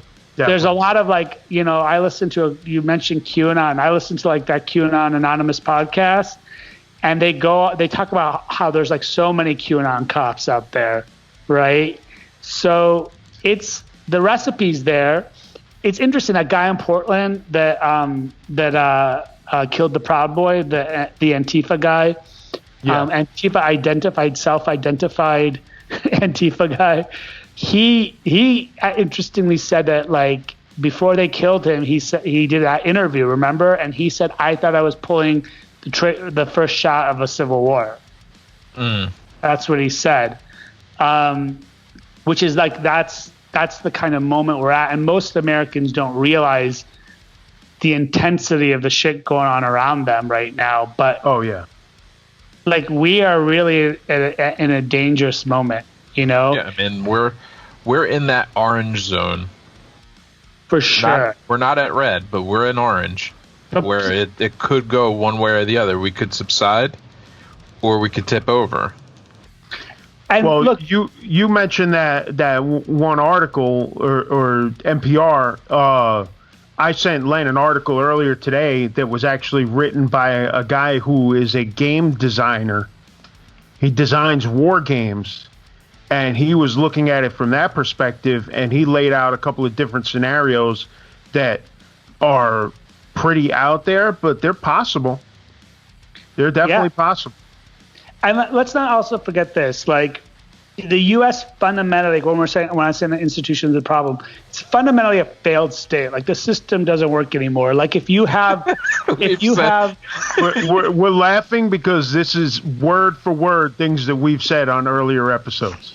So the point is, like, when you run a failed state, like even if you're a brilliant operator of it, like I'm putting aside all of Obama's like drone killing neoliberal ideology. He was a good manager. Okay, we have to say that he was a good manager of a neoliberal technocratic state, but he ultimately failed because his reign gave rise to Joe Biden, because he actually couldn't do enough for enough people, even if he wanted to, because of the nature of the Mitch McConnell Senate, which is all the creation of a bunch of slave owners that thought that the slave states shouldn't be underrepresented, so they created the Senate so these fucking people who are in the minority can wield majoritarian power, right? We keep talking about how people always like to talk about how like the political parties have drifted left, right? one of the reasons the political parties have drifted right. Right. They've all drifted right, election after election, which is 100% true. And there's millions of reasons for that. But one of the reasons is that the electoral system through the Electoral College is geared towards the right. So you have to message right. You have to try to win right if you want to sort of win those things. When this, like everybody's pointing out that like in entire lifetimes of adults right now, the Republicans have gotten the majority vote only once. Right. People who can vote right now, there are people alive who popular vote you're talking about. Right, the popular vote. Yeah. So it's a failed state. So Biden's coming in with a Mitch McConnell Senate. I mean, I don't know who these lunatics are that think they're going to turn those 2 seats in Georgia. These are really optimistic people. I got yelled at. I got called a Trump plant, like a Russian. Someone said, "I don't know who's paying you," which I always assume when some Democrat says, "I don't know who's paying you," they mean Putin, right? Mm-hmm. So I got called because I was just saying, like, you're underestimating Trump's chances. He could win, right? Right. We were saying that the whole time. That there was a big we've possibility. Been saying that since we started this podcast. And I was saying to this person, I was like, look, my pessimism is designed so people aren't overconfident and actually try to get this guy out. Right. But Biden is coming in to a Mitch McConnell Senate. He is not going to do enough to convince people to change, to like leave the cult. He hasn't expressed desire to do it. And even if he does want to do it, he's going to be blocked. So Biden is already guaranteed to be mostly a failed president. Right. I firmly believe that he's going to improve the way the EPA works, and he's going to probably be much better in using the mechanisms of diplomacy globally and not create increased instability. And there's lots of reasons that I can say I am not one of those people that will say Trump and Biden are exactly the same. Like, that's bullshit, right? Right. Biden's a horrible human being. Like, Biden is one of the reasons Racetraitor exists, and I mean it very literally, because the ban was very much a reaction to the '94 crime bill. Like, it was the only bit of legislation we knew anything about, and we fucking hated it, right? So, I have no love for him, but I understand the way working in human rights. You work with governments a lot. I've met with governments and seen the way they operate, and who gets in positions of power makes a difference. And there are a lot of people that will be in positions of power under Biden that will do measurably better jobs, right? But he's going to improve things on the margin, but not enough to get us out of this fucking direction that we're going in. And ultimately, he's operating a failed state where the institutions of power don't do what they're intended to do.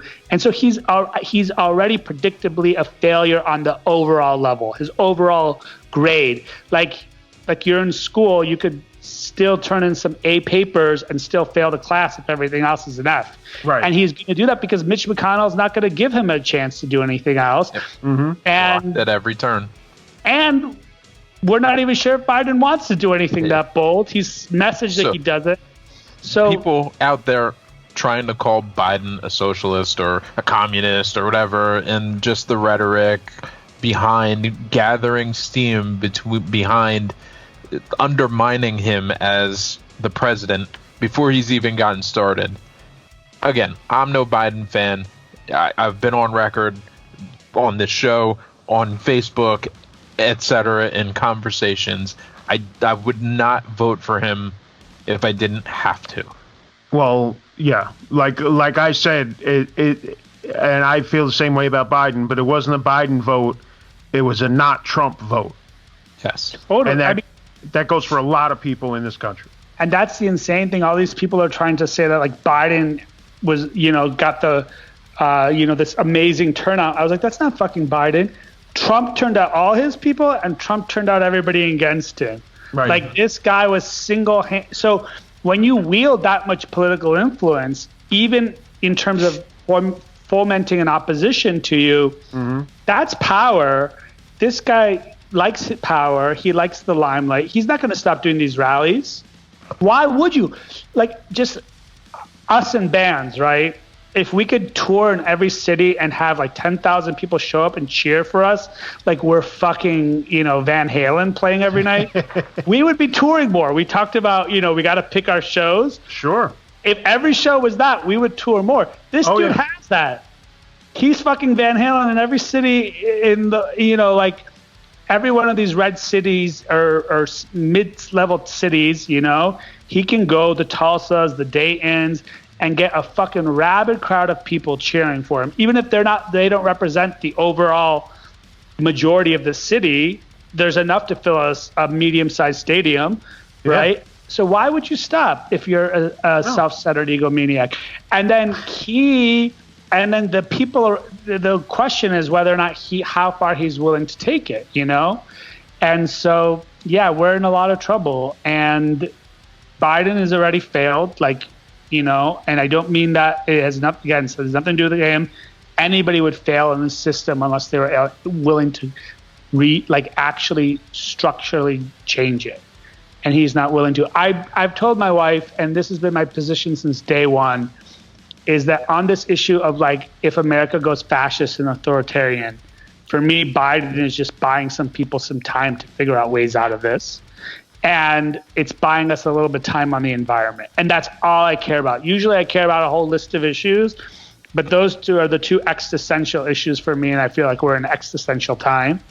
I mean, obviously, I hope that Biden does some things on other issues, racial justice. He has an opportunity to do things, certainly.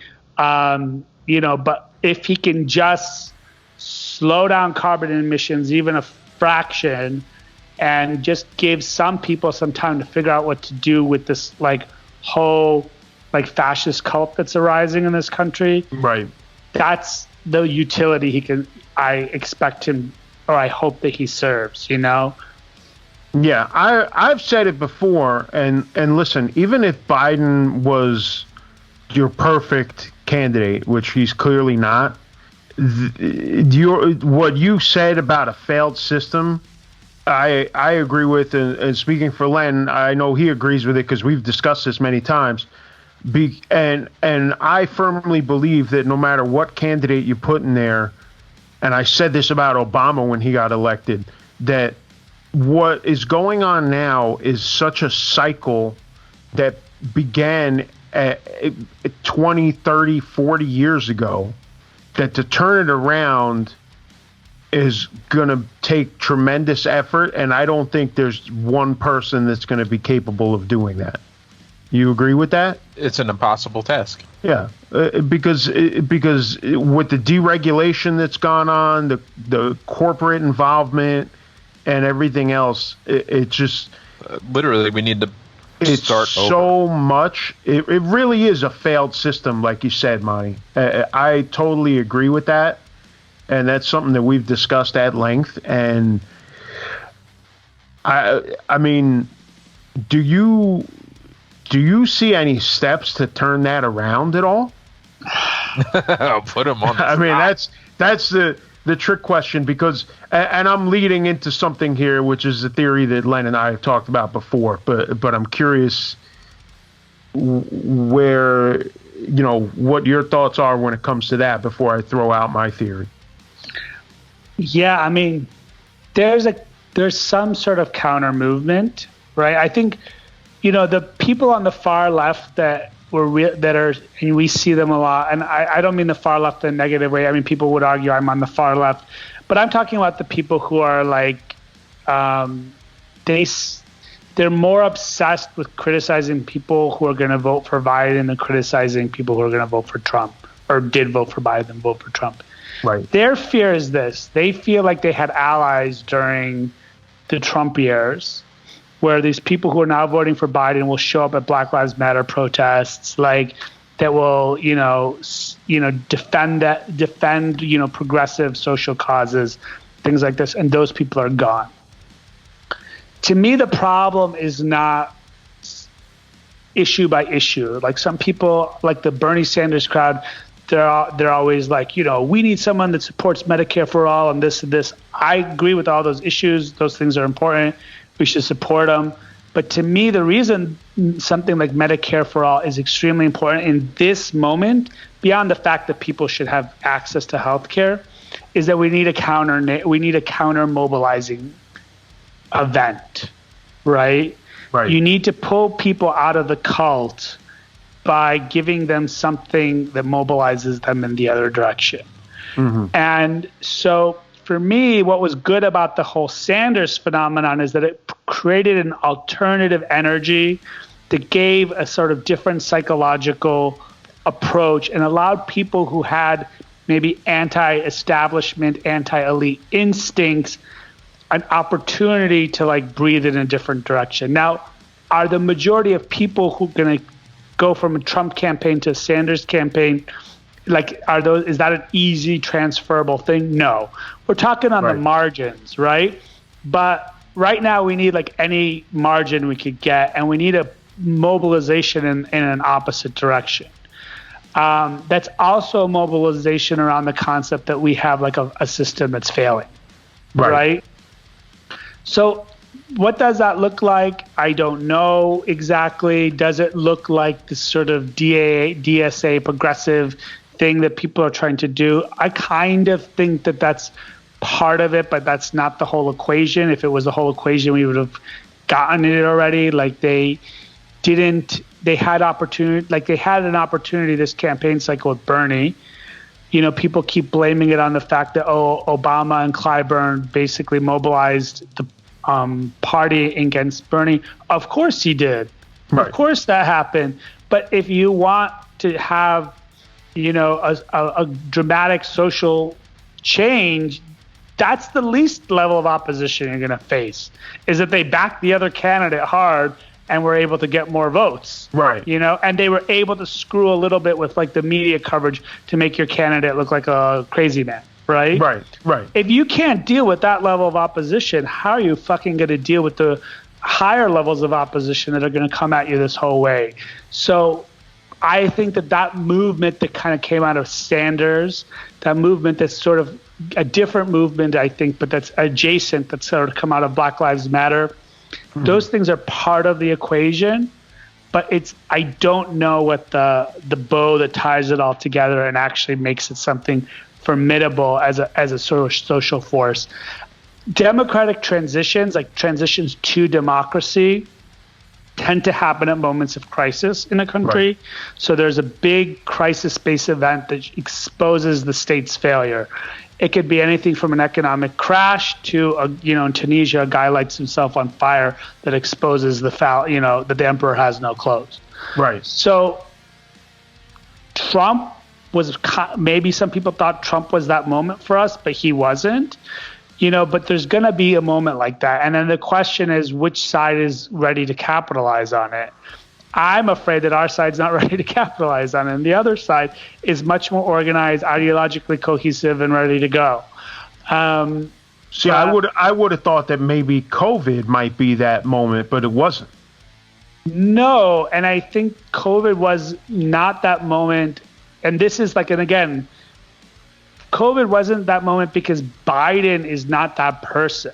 Right. I think even if it wasn't Biden, if it was just Obama in that COVID moment, Obama would have used it much more to galvanize a popular energy in a way that Biden just didn't do. I mean, Biden is, he is actually Sleepy Joe, like, that is actually who he is.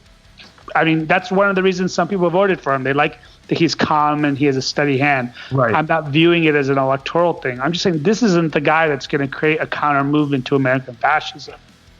Right? He's not it. So he's our placeholder, hoping that something arises. Does it arise out of the political class? I don't know. It could be, and it could just be that people like kind of suffer for a while, and the corporations just keep this whole thing chugging along as shitty as it is, right. And eventually the far right fizzles out because it doesn't find its moment either, And I think that's basically what's so I think one of the things that's happening is the center is playing the left and right against. There's 3 poles, and there's like a shifting alliance. Like sometimes the left has to move to the center to get rid of Trump. Right. And then you saw as soon as they did, then all these like centrist Democrats are like, oh, we blame it on all these young socialist kids. Like the moment they had, like the moment they won, they said that. Yeah. Like they couldn't. Exactly. They couldn't, like, they just were waiting for that opportunity. They're like, oh, we lost 5 seats. We lost 5 seats in the reddest districts the most swing districts in the U.S. We lost 5 seats, and it's AOC's fault because she, exactly tweets about healthcare. And I'm glad you brought that up, and I'm glad that you brought up, the turn when it came to Bernie, because that's what I was leading into, because I've been floating this theory around, and I want to get your thoughts on it, because I think now, talking about progressives and the progressive, I don't want to say agenda, because I hate using that word because it makes it sound like a big, scary thing. But I think now, with the way progressives have kind of worked their way up a bit more, because there were a few of them that were up for election or re-election, and I think most of the progressive people that were running all won their races, despite being blamed for losses all over the place. I really think at this point, based on the current climate, the Democrats are just Republican light. And I feel like now might be the best time for the progressives to just split and try to start a new party, because they are not being served by the Democratic Party. And as has been proven by Bernie twice now, they're never going to let a progressive move. There's always going to be that glass ceiling for a progressive. Right. They're going to fight tooth and nail to have a progressive be a standard bearer. Right. Like all the talk about AOC being in the mix for like at least VP or president or whatever. It's never going to happen because they're never going to let it happen. No, fucking Warren is too left for them. Right. And she's not left at all. No. I mean, really, like, this is what I always joke about. I was like, as someone who spent a lot of time on the left in the U.S., people don't realize how far left the left goes, that if they think Bernie's like some, like Che Guevara number 2, right? Healthcare. Oh my God. It's so scary. Noah from Neckbeard Death Camp, you guys know that, like the plan. Yeah. Noah said, as far as I'm concerned, Bernie Sanders is a centrist and everybody else is a fascist and can fuck off, right? And like that's more or less where I'm at. Like it's not quite there. I'm not quite that, Noah has a certain poetry about their expression, but yeah. So, but yeah, I mean, Bernie Sanders is not this like radical thing at all. Like he would be he would basically be a normal member of the any sort of left of center party in most countries he's in. Like, but look, this is the thing about the third party thing. Some people have studied this and thought about this a lot more than I have. I just have one theory about it. It's like if the electoral system is so broken already, right? The creation of another entity to sort of enter it, I don't know if that's going to exactly work. Like to me, it's going to be social movement based. Right. And that social movement at some point will have to engage with the electoral system, either by rejecting it and mobilizing people away from it, or by trying to, use it. And if it uses the electoral system, then the strategy is, whether or not to do it under the framework of the Democrats or a progressive party. I mean, it's a big question, and I think it gets answered in that moment. To me, let's not forget this. This actually happened in the United States. I mean, there was what was his name? What was FDR's vice president before Truman's name? How am I blanking on this? I got to look it up because I don't remember off the top of my head, too. And I was just reading something about him recently. FDR. Before Truman, Wallace. Yeah, Wallace. So Henry Wallace. Henry Wallace was like a tried and true progressive, like ahead of his time by decades progressive. You know, he was like the unions fucking. It was an era where we had a strong union movement. They're the ones who elected FDR. The unions loved him. He was talking about racial justice in an era where, you know, people were still locking up fucking people for being Japanese. You know what I mean? Like, Right. Yeah. Jim Crow was still around, and he was talking about it. And he was talking about it in terms that we would be familiar with today, right? And he was really popular. He was like extremely popular vice president, in particular with the labor wing of the Democratic Party. Truman basically muscled him out. Truman was the centrist of his time, right? He was kind of Truman was like kind of fucked up Democrat. Truman basically muscled him out of the VP spot in FDR's third term. And so then Wallace ran as a progressive. He ran under the banner of the Progressive Party, and it was an absolute flop. Right. Now, I'm not saying that means it'll happen again, but he was he was Bernie Sanders level. He was one of the most popular politicians in the Democratic Party. Right. He had a huge base of supporters in the unions. The union rank and file loved him. And that was at a time when we had a really strong labor movement. Most people were in unions, unlike today where the labor movement has been decimated. Yeah. That's one of the things that have gotten us into the Trump era, was the decimation of the labor movement. But let's not forget, today's unions, the ones that are around, a lot of them were responsible for the decimation of the labor movement because they attacked other unions that they thought were too far left and muscled them out. Right.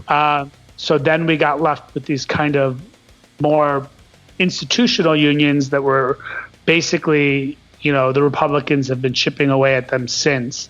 But yeah, I mean, Wallace was the clearest example in American history where that's happened at a presidential level, and it did not go well. Right.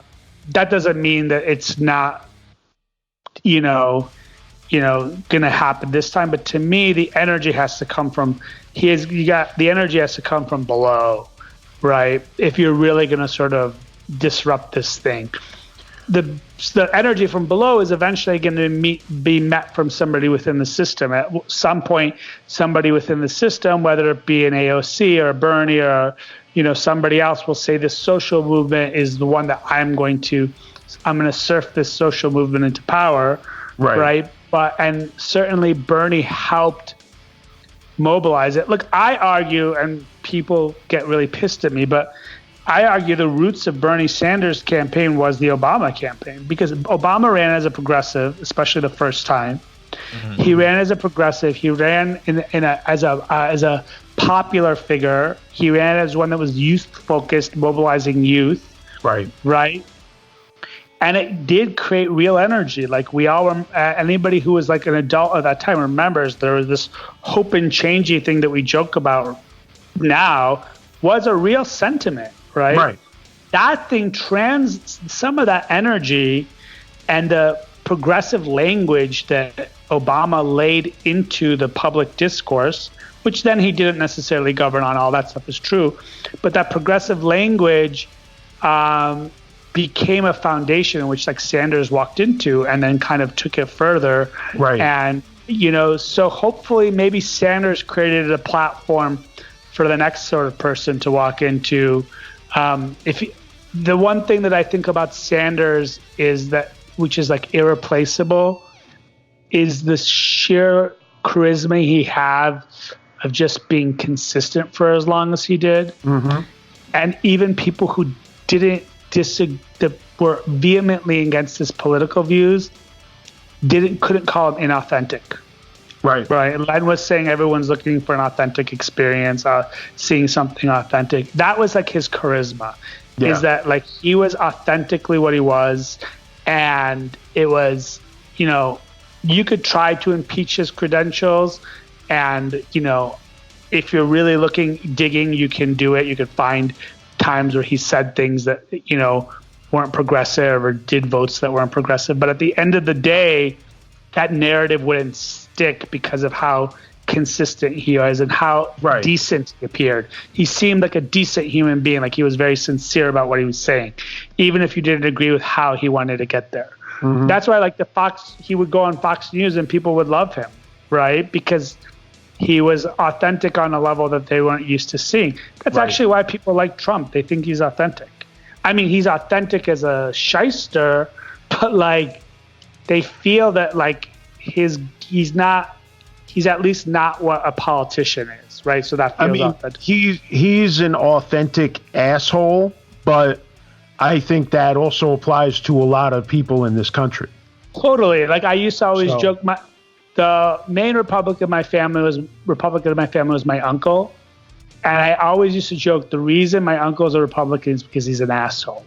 And and he likes the political party because the political party creates a framework in which he could say, like, fuck that person. I'm not giving that guy my dollar. Right.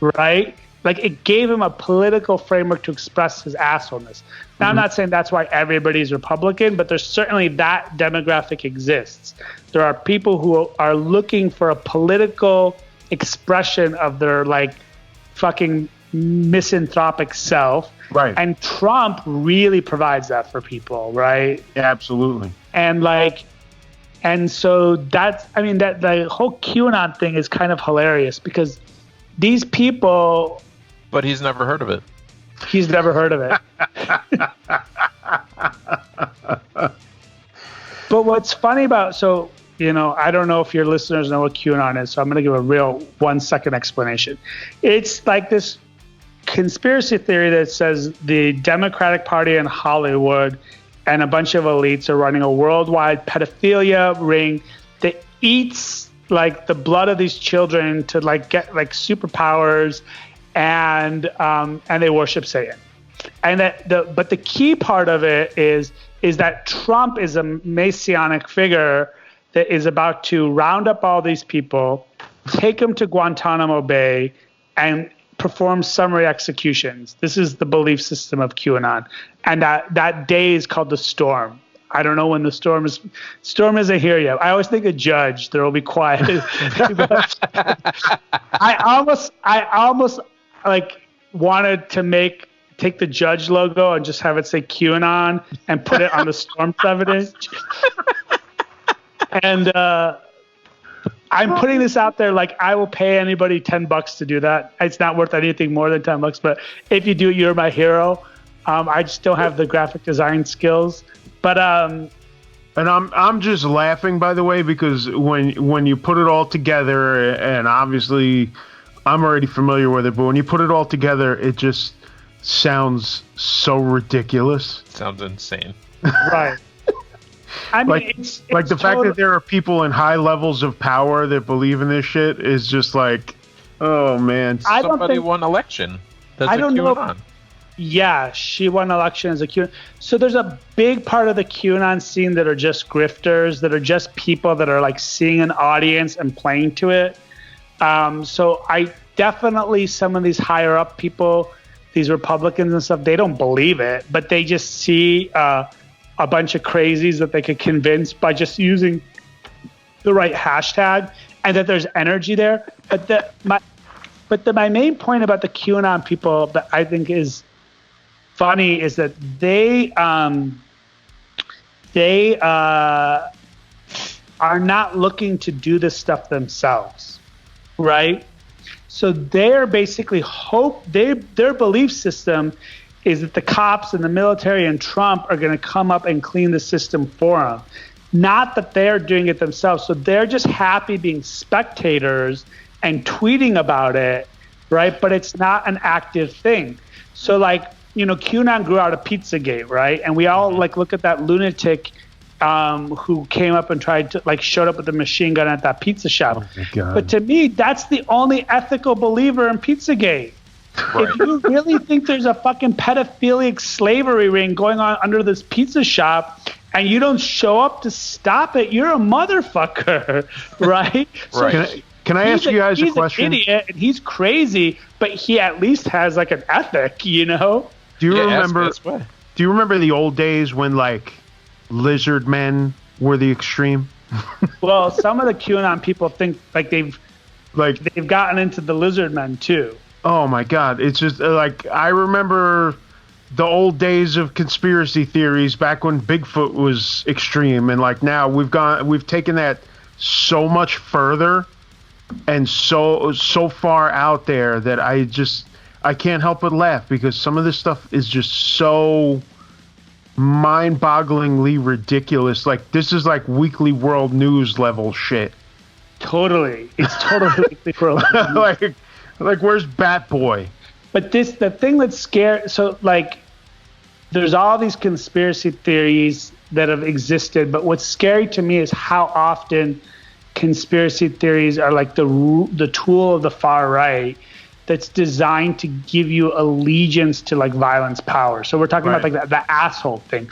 The reason these people don't care about pedophilia, like that's not actually, they're not actually worried about like child trafficking, like sex slaves, which is a real thing, right?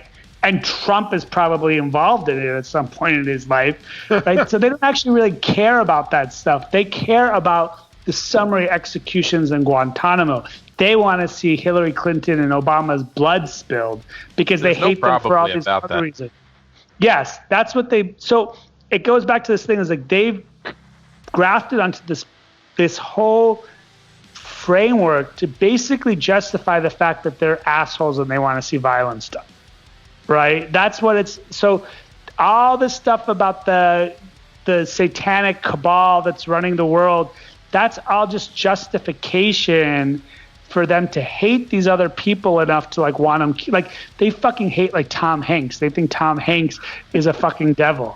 Like that's like the most harmless, like, you know, middle America figure I thought in the world. I thought everybody liked Tom Hanks, you know? I love Tom Hanks. The only thing not to like about Tom Hanks is that he's just too down the middle and likable, you know? Right. Like if you're like a crust punker, you should probably hate Tom Hanks because that's part of your whole thing. Like reject all the fucking beauty in the world. I mean, the guy is totally vanilla. Right. So, but they apparently that's too much for them. But yeah. But that's the thing. Like these.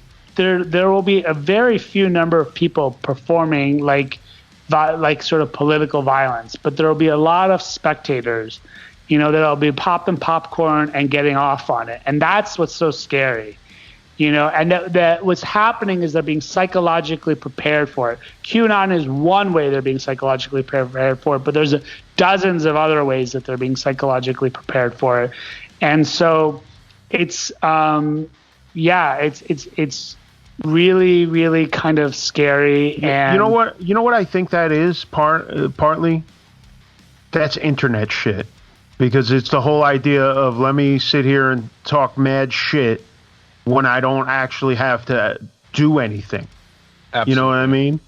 You've got a whole generation of kids that are, you know, on the internet playing games, like talking on Xbox or whatever, calling people N-word and all kinds of shit and homophobic shit, and not have to actually participate physically in anything. So now they're perfectly fine with just sitting back and like saying, you know, whatever trash up the mind, talking mad shit and letting somebody else do all the actual handwork. Oh, and totally, like those people, like a lot of those people then report to their shitty jobs and act like totally normal human beings. Yeah. And they don't reveal that they're fucking obsessed with like some crazy fucking, you know, fascist conspiracy dream, you know, like in their hometown. But the thing and the reason I like it that you guys call the shit a cult, because I have been trying to say that for a while, that all this stuff, I mean, I always say that white supremacy is a cult, right? But the reason every cult, the way it works is like through isolation of its members. And what the internet has done And what social media has done, partly through the fucking algorithm, but also the spaces it creates, is it allows mental isolation without having to require the physical isolation. Right. So you can recruit, maybe not as intensely, but you could recruit a lot of people into your cult on a level you couldn't before, because the tools of the recruitment are the same. Right. So maybe not every one of the people who get into the QAnon Twitter feeds and or go to the Reddit boards or whatever, they're hook, line, and sinker forever. You don't get them all as intensely, but you get more of them. And then some of them will be that intense. And so it works if you're trying to create some sort of like disruptive thing, which is what they're trying to do. They're trying to be disruptive, and then you create allegiance to whoever you want, and so Trump becomes your god or whatever it might be. But it's once you get their intellectual and emotional environment isolated, you could feed them with a lot of stuff. Right. Well, I also said, and I actually, earlier today I made a comment on a thread on Facebook about this, which goes exactly with what you're saying, and expands on it a little bit, because what I've said and I've always said is that, social media will feed you certain things and this and that. The bigger problem is that there's a vast majority of gullible people out here who aren't just letting themselves be steered by that. They want to be spoon-fed that way. So like all that talk about Russian interference back in 2016, the problem wasn't the Russians. The problem is all these guys, all these people here that don't want to think for themselves. They're just happily eating whatever is being spoon-fed to them by social media or the internet or, whatever platforms they're using. They're just eating it up. I mean, one of the reasons you have these Betsy DeVos type people who are trying to fucking decimate the American education system is because how are you going to create a compliant population? Right. Right. You give them the inability to think critically. When I was in my early leftist radical days, I was into this one radical group in Chicago. They were sort of Marxist, black nationalist Marxist, kind of like Panther style, but a little crazier, because they were the thing that was around. I was into Malcolm X, I was into the Panthers, and they were the thing around that looked like that, right? Right. And so I used to go to their meetings and stuff, and I was kind of involved with it about a year, and it became I really wanted their thing to be a real thing. But a lot of these kind of fringe Marxist type groups actually operate sort of as political cults, not just in the US, everywhere. So all of the ones, if you're familiar with them, the RCP, a lot of these ones, they have this sort of cult of personality, allegiance to the political line. They have some of the same stuff. And I'm sure that if I didn't have this constant thing in my brain that was always question it, I would have stayed in it. Right. But eventually I was this thing's bullshit. Once enough bad things happened that I can say, all right, this thing's irredeemable. I was able to walk away with it and keep my sanity and all this shit. But I always say that when people are how do people get into cults? I say, I was kind of in a political cult for a little short while. I just didn't, drink all the Kool-Aid. I always kind of kept a skepticism about me, and that skepticism allowed me to just not be a lifer. Right. But when you want something to be true for some reason, and you have a charismatic person there that 90% of what they say makes sense, and then you have to just kind of swallow the crazy 10%, and and again you get isolated or you get fixated. It could be a lot of people, but again, if you have the tools of constantly questioning and being critical of the thing, then that helps, right? The thing that's interesting about conspiracy theories is they tell the listener of the conspiracy, the follower, that you're actually a critical thinker because you're not buying into the mainstream narrative. You're buying into this, the hidden, you've cracked the code. Right. The hidden message. I like that they call themselves like red pilled, like from the Matrix. Mm-hmm. It's what's insane to me is the Matrix is this like anti-capitalist movie written by trans women that has all this like black revolutionary leadership in it, and they think it's about them. It's the same as all these people driving around with the Punisher symbol on their truck, and a blue lives matter, like a Blue Lives Matter version of it, and I'm just like, what are you doing? But they've convinced themselves that they're the ones that are the rebels, they're the political thinkers, and they convinced themselves why? Because they went to Target and Target had like a trans t-shirt. Like they don't think to themselves, Target's just trying to capitalize, make money any way they can. Right. That's not what they're thinking to themselves. They're thinking this is like a cultural hegemony that's being imposed on me, and I'm the one that sees through it, that they're trying to destroy the male and female or whatever they're thinking. I'm not in the mind of the QAnon follower when they see the trans shirt at Target, but you know what I mean? Like they've convinced themselves that they're the ones that see the truth. Everybody else is and they're the critical thinkers, when in reality what's happening is they've lost the ability to use critical reasoning. Right, but they think everybody else is the cult. But yeah, I mean that's where I was going to go with it. Is that they would argue that we are the cult. Well, that's like lost the ability. Right, that's like what I've said. When I've had people read the shit that I say on Facebook, and they're like, "Oh, well, you're falling for the liberal agenda." Like, oh God, stop. Exactly, and here's the thing. Let's be honest. Those people exist, right? Like the people who are unwilling to say that there's, unwilling to be critical of Biden, right? Like that exists, and so that gives them the ability to sort of say, well, I'm not that. And like people like us are saying like, yeah, you're right. Don't be that, but don't be the crazy thing you are either. Yeah. Right.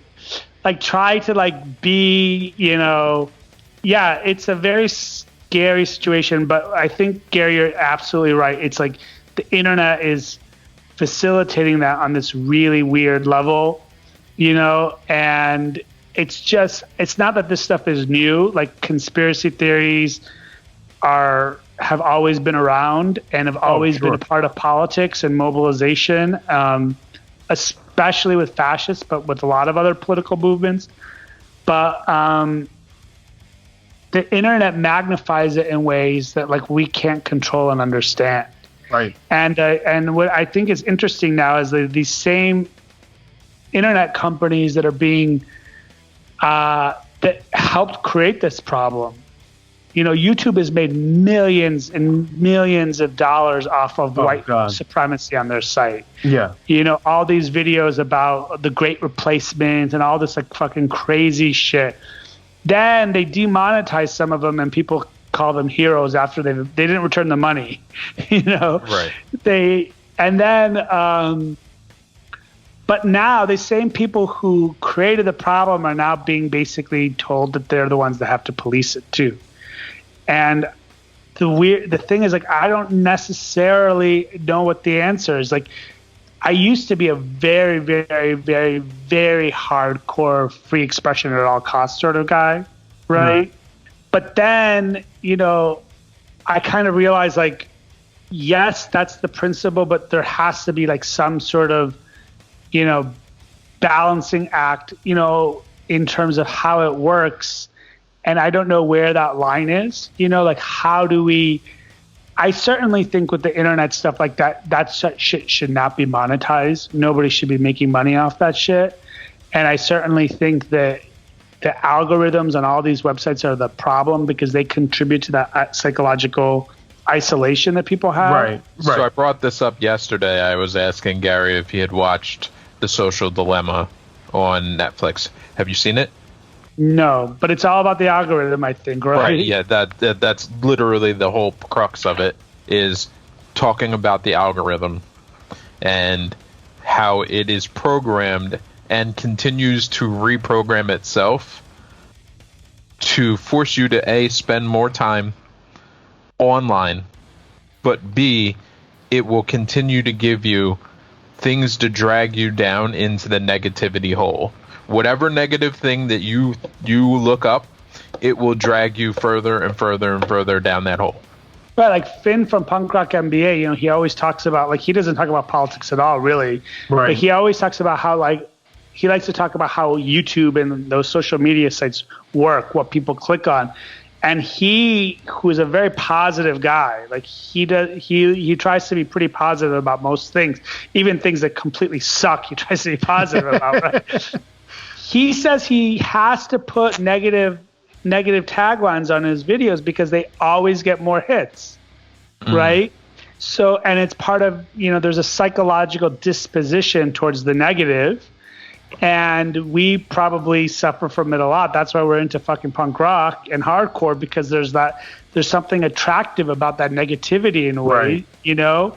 But yeah, I mean, but the thing that's, and the other, I think the point you made, Len, is important, is like the algorithm is just for these people to make more money. Yeah, absolutely. Right? That's all it is to keep you engaged so that you spend more time and they get more advertising dollars or whatever. The longer you're on, the better chance they have of you clicking on something that's getting them paid. Right. Yeah, exactly. So that's why they're slow to drag their feet on all this shit, because, like, you know, they're worried about, you know, losing market share to some other thing. Mm-hmm. And I was reading this article today about, like, whether or not now that Twitter is, like, kind of banning some of these, like, white supremacists and stuff, like, how much Twitter was basically soft on Trump until like basically this week, right? Right. Now every other Trump tweet comes up with this, like, to read the tweet, you have to, like, click on something that says the tweet you're about to read is a lie, and then you can read the lie, right? Yeah, I mean, they let him fly for how long? Well, part of it doing that, years. Yeah, but part of it is, like, look, I am sympathetic to them too, because, like, if you are censoring the leader of one of the two largest political movements in the country, political parties in the country, that's a level of censorship that maybe no corporation should have, right? And there is something to say that the dominance of these social media platforms gives them, it's no longer their own space, right? Because they're too much.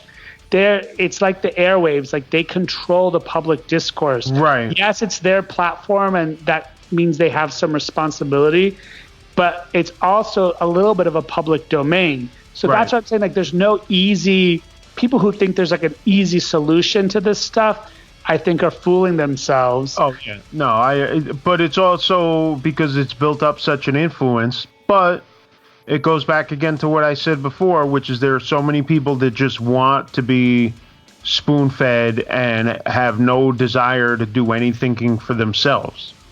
Yeah. And that's a factor in all of this, because they're just, you know, I compared it when we were talking previously, Len and I compared it to back in the day when you had people, and you say, you know, because I used to work in the music business, and when I worked in the music business, a lot of it was just creating earworms and trying to get shit in people's heads.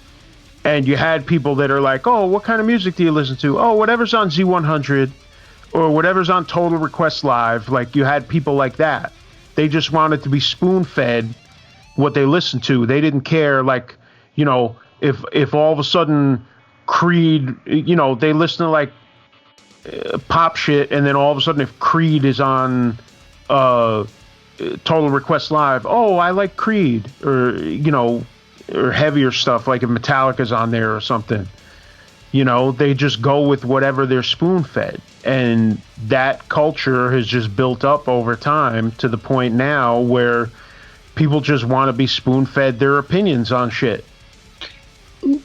I mean, the thing you kind of said about, like, the Russian disinformation campaign, right? It's like those tools weren't invented by, the Russian intelligence. Those tools were invented by people who fucking, market like scented candles. Right? So it's the same psychological thing. Like people want the convenience of things being decided for them. Right. They want to be told, okay, what's the best scented candle to buy if you want to buy a scented candle, right? Mm-hmm. So that's what the fucking advertising industry invented. That's what the PR firms all invented. And then that stuff gets capitalized on by whoever. Those tools get used however people want to use them. Right. And some people are going to use them for political purposes, and some people are going to use them for just making a little bit of cash here and there.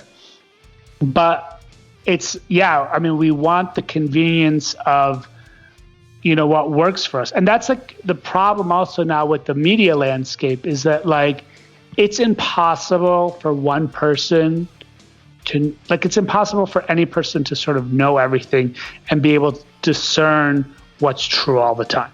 Right. And we all gravitate to certain media sources or journalists that we trust a little bit more than the others. Now, if you're smart, you never trust anybody 100%. You're always checking what they're saying against stuff. But who has time for that on every single issue?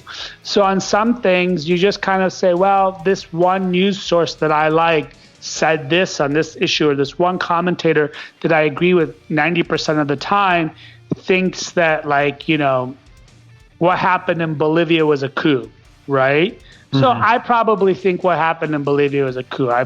I buy into that narrative because I don't have time to fucking look into every detail of what happened in Bolivia right now. So Bolivia might be inconsequential for most people in the United States, unfortunately, but like that applies to what's happening in the U.S. too. So how is the average person going to understand whether or not voter fraud happened or not? It's whether or not the media source that they trust said voter fraud happened. Right. Most of the people who are freaking out about the election, about what Trump is saying about voter fraud, they also don't actually know. They are putting trust into other information sources that they believe have more internal checks in terms of journalistic standards and things like this. But they don't actually know. Like, actually, technically, the election isn't over. The vote hasn't been certified and the Electoral College hasn't voted. Right. Trump is actually right. The media has no legal authority to say that our statistician just said it's impossible for Trump to win Pennsylvania, therefore Trump won the election.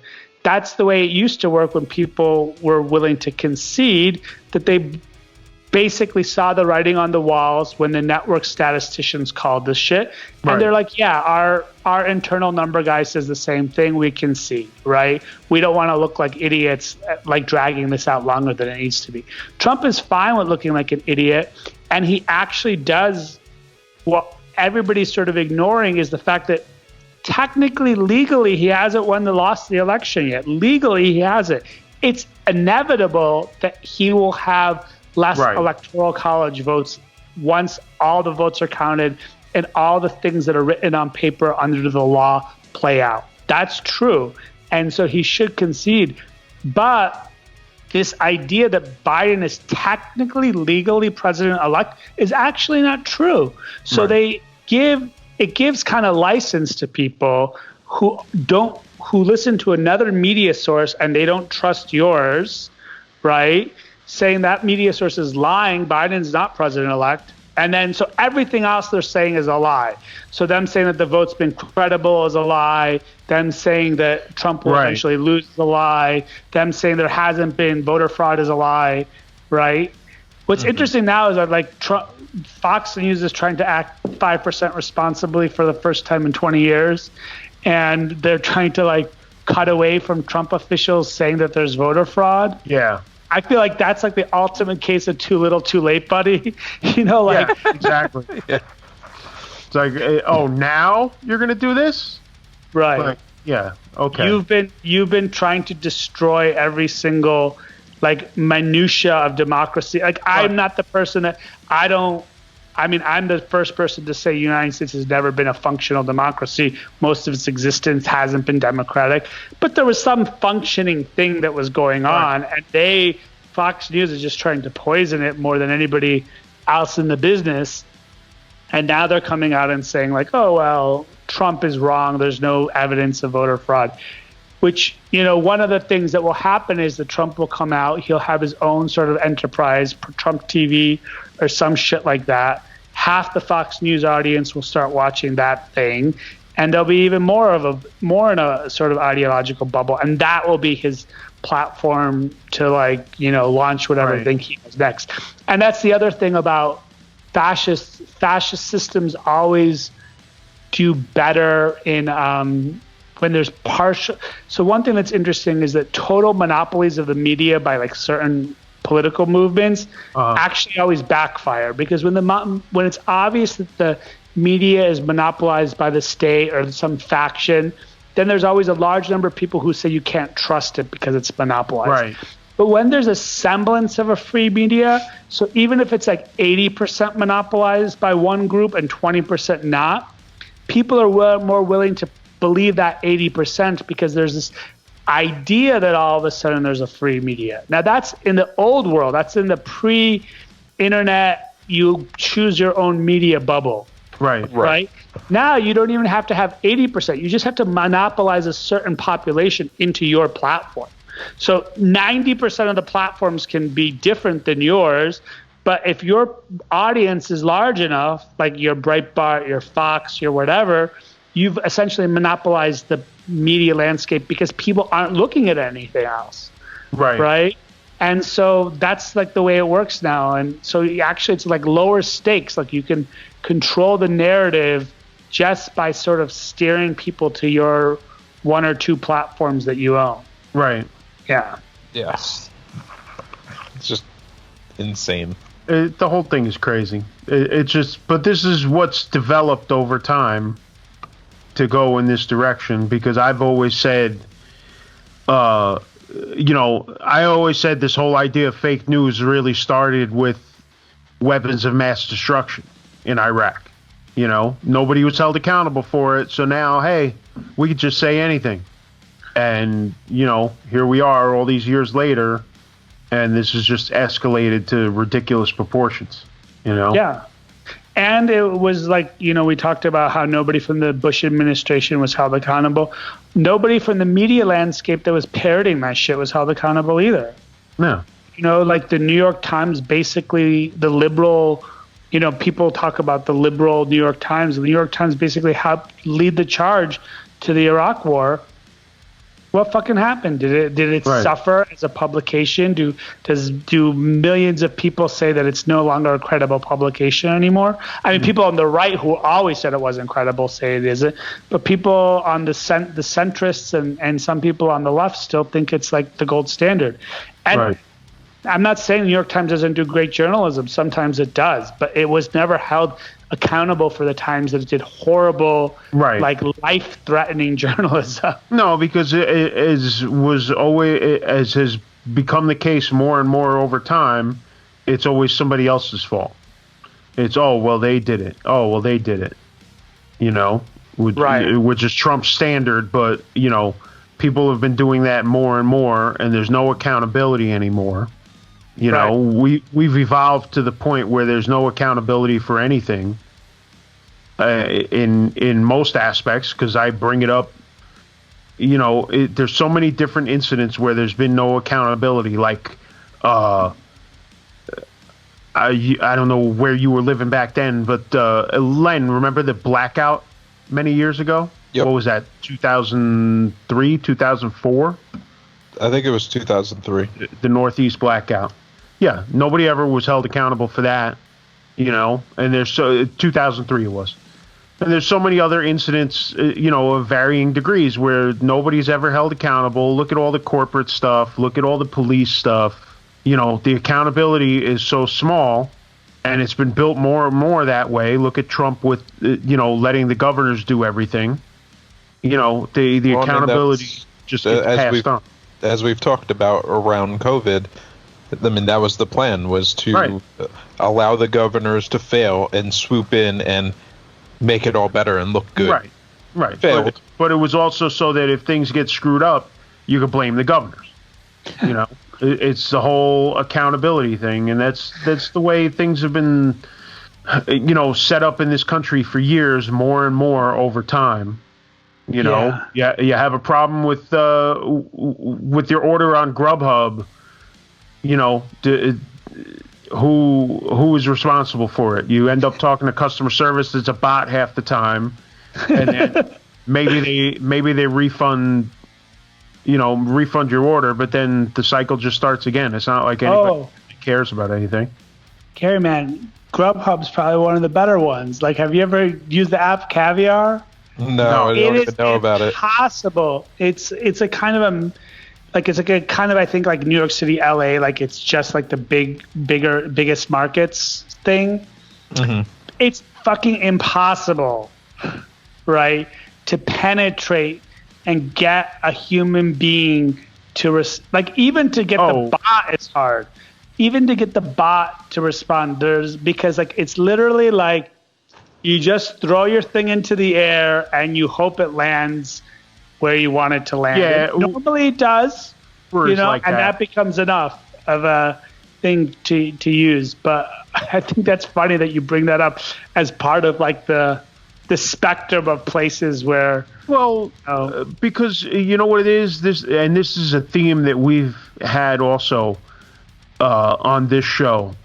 We've talked many times about just the dumbing down of American culture, and you know, we actually called this show The Upgrade. It was kind of a playoff of Upgrade the Pimp from Idiocracy. And we were going to spell it wrong, and then we realized if somebody searches for it, they're never going to find it, so we spelled it right. But it's just the idea of, you know, we do this show to kind of open people's minds, because just like you were talking about with fascism, the reason why people fall into these traps is because they don't know. They just don't know. They don't educate themselves. They don't learn about other cultures, other people's experiences. And that's really our main goal with this show. And it's just, you know, people control this stuff, and you just don't, you know, you don't educate yourself, and it's just gone on for so many generations at this point that we're really heading towards idiocracy, because people are just, not only are people ignorant, not only are people uneducated, like now they're starting to celebrate it. I would argue that that's not even a start. I mean, they're full on celebrating it. Yeah. And this, you know, you look at things like QAnon, you look at things like the Trump administration, and you look at all the people who bought in on the cult. Right. All the cult people, but also everything when it comes to like systemic racism and things like that. And all these things all just feed off of this war on common sense that's been going on in this country for 30, 40, 50 years at this point. We've slowly been dumbing down the culture, and now here we are, because like here we are talking about website or app customer service, right? I used to work customer service. They want you to read off a script. They want you to say the same thing every time. Like every time you talk to these people, the response is the same. Oh, I'm sorry that happened to you. Like it's all off a script. It's like, I know you don't care. You can't break from the script. Yeah, I know you don't give a shit. Just give me my refund. Yeah, but that's, yeah, when you work for a place like that, they want, if you're not on script, you're out. That's, you know, but this is all part of this whole systemic idea of just dumbing the culture down. We won't want you to think. We want you to read off the script. And that just feeds into like what I'm saying about everything else. It's like, we don't want you to think, just follow what YouTube tells you. Well, I mean, that's also the direction, like, I mean, look at the primary schools. It's like, we don't want you to think, we want you to respond to the test. Right. Yeah, I mean, it's literally, everything is like, you know, again, it's this illusion that you are thinking, right? It's paint by numbers, right? you're not fucking Michelangelo because you could paint like numbers. You're just following the pattern that's in front of you, but the pattern that's in front of you probably produces something really real, like looks good when you're done, right? It's this facade that it looks good, but that's not the art. That's not the creative thinking. Cool. And so, that's all by design, right? Like it's not like an accidental thing. Like there are people who have been essentially worried about, they're basically worried about, you know, the plebs, right? If the ordinary person got a clue, why would they fucking put up with this shit? Right, exactly. I mean, like we talk about, you know, our band, like there are many reasons for the invention of white people as a social construct, many reasons. But one of them was to just get other poor people to feel better than another set of, better than the slaves, better than the indigenous population. So they didn't fucking rise up and kill the slave master with the slaves. That was one of there's many reasons. I think that's an oversimplification. You can say that's the only reason. But that was one of the main reasons that this kind of concept was constructed. So you could literally be fucking poor as shit, subsistence living farmer living next to a fucking plantation, but if the plantation owner has the same color skin as you and tells you you are of the superior race, that psychological moment of feeling superior to that slave was enough basically to stop fucking revolts that were actually happening in the South. I mean, there were revolts of indentured servants and poor white people aligning with slaves in the South to fucking fight the plantation owners, and one of the things that stopped that was this idea of permeating this thing, saying no, we're your team. Those people their lifestyle is actually probably closer to yours, right? They're not your team. It's the person who looks like you more that's like your team. It's the illusion, right? The illusion of power. Absolutely. You don't have any money, but because you have the right skin, you have the illusion that you could possibly join that class. You're never going to get there. And they know. Right. I mean, let's be honest. They give you some small perks here and there, right? You might be able to, you know, go into this like one building that other people aren't allowed to go into. You don't get called the same names, you know. There are some perks to it that are there.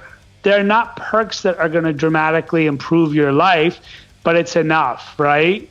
And so, I mean, I think that's but we have that now like going all over the whole, like what they're really doing with this whole media landscape with the education system is just other versions of that. Trying to figure out other ways that some people don't get to a level of political consciousness, class consciousness, whatever you want to call it, where they're just like, fuck this. And then when people do get to the state that they say, fuck this, then you give them the conspiracy theory, because then they could say, fuck this, and then somehow still end up on the conclusion that you're endorsing all the powerful cultural and political and economic institutions. Right. Like that's why the important role of the conspiracy theory, you know, like that the Matrix created, you know, like these people are using the Matrix, so I'll use the Matrix too. The Matrix created Neo to give these people a sense that they're fighting for something, but it's a control mechanism, right? Or created the myth of the one. I mean, that's what the conspiracy theory is. They think they're revolutionaries. They think they're red pilled. They think, you know, we don't get it, but it's because they were looking for something. They were already. That's why, like, one thing that's interesting. I know I'm talking a lot about QAnon, but it's a good analogy of what's going on right now in our times. Is that like all these people who are anti-vax are now getting into QAnon. These are people who are like doing yoga, who are like supposed to be progressive. Right. Why is this convergence? Because the anti-vax people, for good reason, right, were historically distrustful of the medical industry, because the medical industry has done some fucked up stuff, and is a for-profit industry and is willing to lie to you a little bit if it makes them a lot of money. And so there's reasons to be skeptical. Right. But then if you don't know what to like do with it, with that skepticism is then somebody else can feed off of it and give you like really, really bad shit, you know? And that's why, you know, like kind of like one of the reasons I was straight edge, right, was because it was this idea that like, I fucking hate this entire social culture that we have, like the sort of frat drinking culture, right? But to me, the response to it was not the punk rock response, was to be even more self-destructive, right? Right. To me, the more rebellious thing to do is to get my shit together and have like some grip on reality, right? Right. And that's like why I was attracted to the whole straight edge thing. I'm not saying that's the only way to do it. I'm not here to, you know, like preach the edge or anything like that. But that to me is like kind of what's going on with some people, is that they're basically just fucking saying like they're going for the hardcore drug, whatever it might be, some ideological hardcore drug, in a way of like expressing their sort of disdain for everything that's going on, but they're actually being co-opted, right? They're being told what to do, you know, and they're told that your rebellion has to look this way by somebody else who actually has this really conservative authoritarian agenda, not a liberating agenda. So, you know, I hope Gary's wrong a little bit. I hope people aren't quite as dumb as he thinks they are, but he's probably right. I hope so too, but from my own experience over the years working in different places and being exposed to a lot of different types of people in New York City and elsewhere, and traveling all over the world also, like I see a difference in culture more now than ever before when I go, like when I've gone to Europe, and you just see the difference, and it's just it's a cultural thing. It's just you know, I joked around in one of our early episodes that you know, we're becoming the trailer park of the world, and it's because of this whole idea of like, I'm ignorant and I'm happy to be ignorant, and fuck you if you're not ignorant like I am, because I go to these other countries and it's just like we've become such a laughing stock in other parts of the world that it's sad. So like for my profession, like one of the clearest examples of how like out of control this country is in terms of like just stupidity is, you know, there's a human rights treaty called the Convention on the Rights of Persons with Disabilities. Mm-hmm. This is a set of rights for people who have disabilities, physical and mental, that is 100% the model for this international treaty is the American with Disabilities Act in the United States. Right. So actually the United States' legislation inspired this thing that's been adopted by almost every country in the whole world has adopted it, right? When they were fucking trying to do it in the United States, the Senate has to ratify the treaties. All these like right-wing radio people said this is like a way for the government to control your children, like black helicopters, all of this shit. And Rick Santorum and all these motherfuckers voted against it. It's the same law we already have on our own books. So even when we have a good idea, we could still be convinced not to be part of it by like this type of narrative. Oh yeah. Mm-hmm. Yeah, absolutely. And people will work against themselves at any turn if somebody they trust convinces them to do so. Well, look at how much time. I mean, I know it's a more complicated issue, but look at how much time and effort they've put into trying to undo Obamacare. Like, okay, it passed. Like, they've become so obsessed with undoing it because I guarantee you, most of the civilians in this country have no idea how the fuck it works. No. But because somebody told them, oh, Obamacare bad, they're like, oh, got to get rid of it. It's so terrible. But you want to know what? One of the sad things, I mean, I will defend Obamacare against these Republicans all day long, but one of the reasons it's vulnerable to that is that it's actually not that good. If it was a Republican idea in the first place, right? Right. So it's way better than the absence of Obamacare. I think that's undeniable, right? But the one thing that they're really afraid of is this Medicare for All thing. Like, they're petrified of it because they know that that thing is going to fill so many gaps for so many people, they can never get rid of it. Obamacare is vulnerable because the government has no way of controlling like, they have very little price control mechanisms in Obamacare. And so one of the reasons Trump got elected is right before the election in 2016, the Obamacare rates shot up, and all these people who are relying on it, all of a sudden were like, oh, wait, this thing is now close to being unaffordable for me. Now it's more affordable than all the other alternatives there. And it's getting a lot of people uninsured, and there's other aspects of it, like pre-existing conditions on your parents' plan till you're 25, all those things that are actually excellent about it. But because it wasn't a Medicare for All universal system, there were enough people who are not on Obamacare, so they're not affected if it goes or stays, like a home run. So it became vulnerable. And one of the things that the Republicans have understood better than the Democrats is that once you create an effective social safety net, like Social Security, the Republicans try to destroy Social Security every year. And they haven't been able to do it. Why? Because it's fucking working for the purposes it's supposed to work for. Right. And it doesn't matter how conservative you are, you realize that. Right? So when they actually try to get rid of these bills and people realize it's going to affect them, like the whole thing that they've done is they've grafted all of these social welfare programs onto American racism. So they think, like, everybody thinks it's for the black person. Like, Obamacare is for black people. We don't like black people, so we don't like Obamacare. But the moment they realize this stuff is for them in a real way and they really rely on it, it's going to be a problem. That's why when the Republicans tried to get rid of Obamacare, in the Congress, even in all these Republican districts, people showed up and were like, what the hell are you doing? Right? People who don't show up for shit, people who probably voted for those people and probably vote for them again, were still like, what the hell are you doing? Yeah.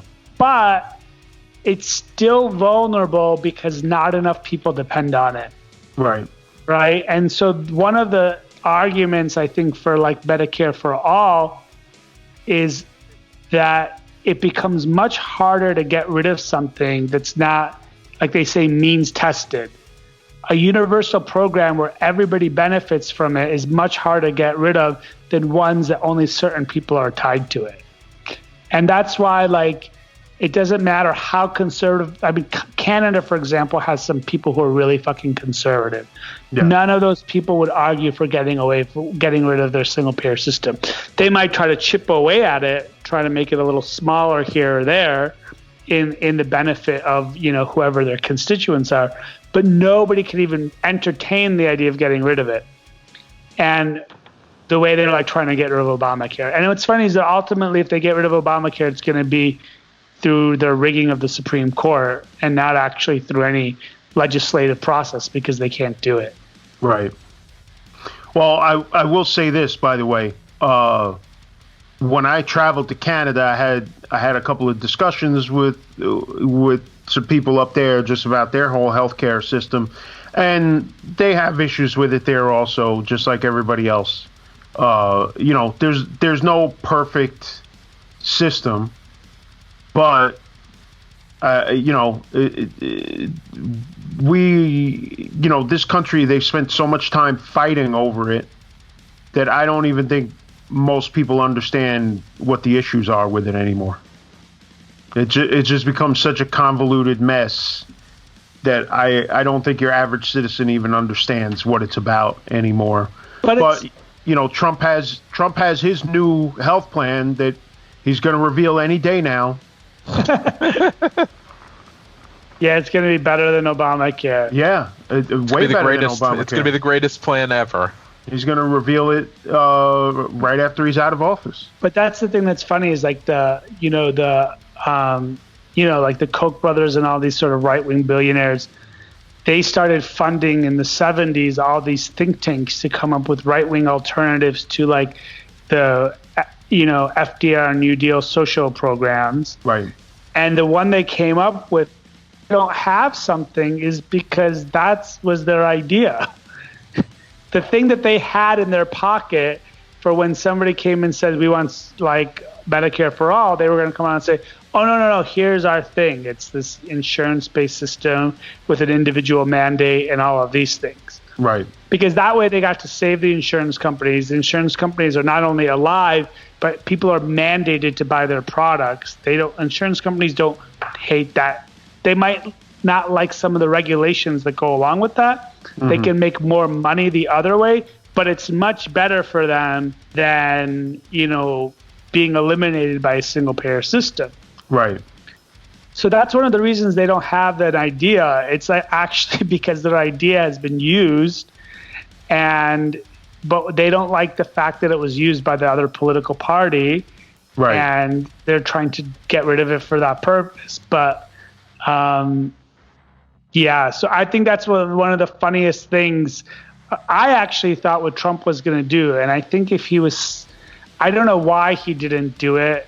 I don't know. Trump administration is incompetent at their own shtick. Like Four Seasons, lawn care incompetent. But what I always thought they were going to do is get rid of Obamacare and replace it with Obamacare, right? Just come in with a slightly modified version of it. They could have even looked at all the shortcomings, because even the Democrats know there's things in Obamacare that aren't working, but they can't improve them because the Republicans are controlling the Senate, right? So the Republicans could have come in and actually replaced Obamacare with Obamacare 2.0, called it Trump Care, and they would have won this fucking election in a landslide, right? But they were just too greedy and incompetent to even do that, right? Yeah. Steve Bannon was scary as fuck, because Steve Bannon was basically like, actually, we're going to do all these government spending, job creation programs. We're going to do all these social programs, and then basically say you get all this stuff if you believe in American white supremacy. And a shitload of people would have been like, fuck yes. Yeah. Fuck yeah, bro.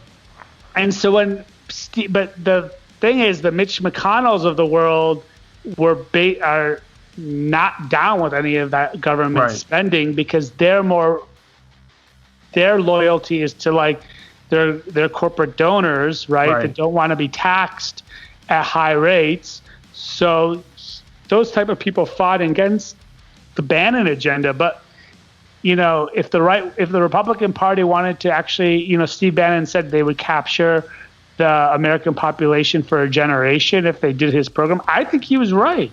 He's just too coked out and fucked up himself to be confident about it. All these people are just such dysfunctional freaks. Oh yeah. I mean, even when they have good ideas, they're just such dysfunctional freaks that it's it's a good thing, and in the sense that we don't have a competent fascist sort of running the show.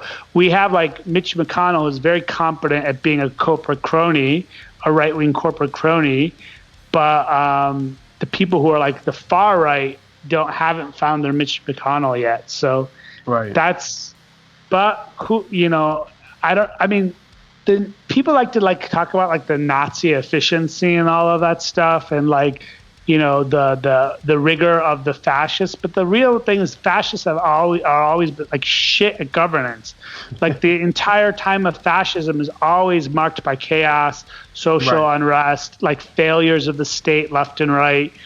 So Trump administration is kind of consistent in that way, but that doesn't mean they don't know how to get power through violence. So and through kind of propaganda and brainwashing, you could still win and be in power and be shit at your job. I think America's already proven that without even having to get to the point of being like authoritarian.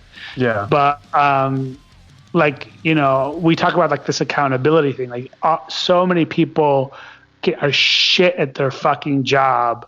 You know, sure. like you know, all these like CEO corporate parachutes, like our golden parachutes, like literally somebody like is shit at their job. They fuck up, the stock prices plummet, and then they give them $20 million. Yep, exactly. That's the incentive system that's created for people in power in the U.S. So of course they don't really care about being good at stuff. Right. And they don't believe in, like the Republicans don't believe in government. So of course they're going to be shit at government. Their whole idea is to get all of us to hate it. So we want less and less and less and less and less of it. So of course they're going to be bad at it. Remember that thing the Democrats had that remember there was like this like budget apocalypse thing. What did they used to call it? And they made a deal with the Democrats that like we'll cut certain social welfare programs and we'll cut military spending if we all don't agree to do this like budget deal by the certain date. Do you remember that? It was like, you know, under the sounds familiar. Basically, they had to come to a budget resolution, and they thought that the Democrats thought they could, and the Republicans said this, they thought they could force each other's hand to write a budget by saying, if we don't write this budget, our budget will look like this. And what did the budget look like? It cut certain, like, it's cut all this like social spending and science spending that the Republicans wanted to cut, but it also cut the military budget. Was that at like 2013? Yeah. Obama's second term. Right. Yeah, it was like right at the end. They were trying to do a sequester and all that shit. Exactly. Right. So it shows you how dumb the Democrats are, because they thought that these Republicans would never, ever do it because they loved military spending so much. But what ends up happening, the Republicans let it happen. All the shit got cut. And then the next cycle, the Republicans proposed this huge boost in military spending, which everybody has to vote on, or else they're told they hate the troops and all of this stuff. And they got right back to the levels the next day. But those social cuts and the cuts on science and research spending and all that other stuff, that stuff never came back. Of course not. Well, listen, you know, Democrats are known to be pushovers and pussies.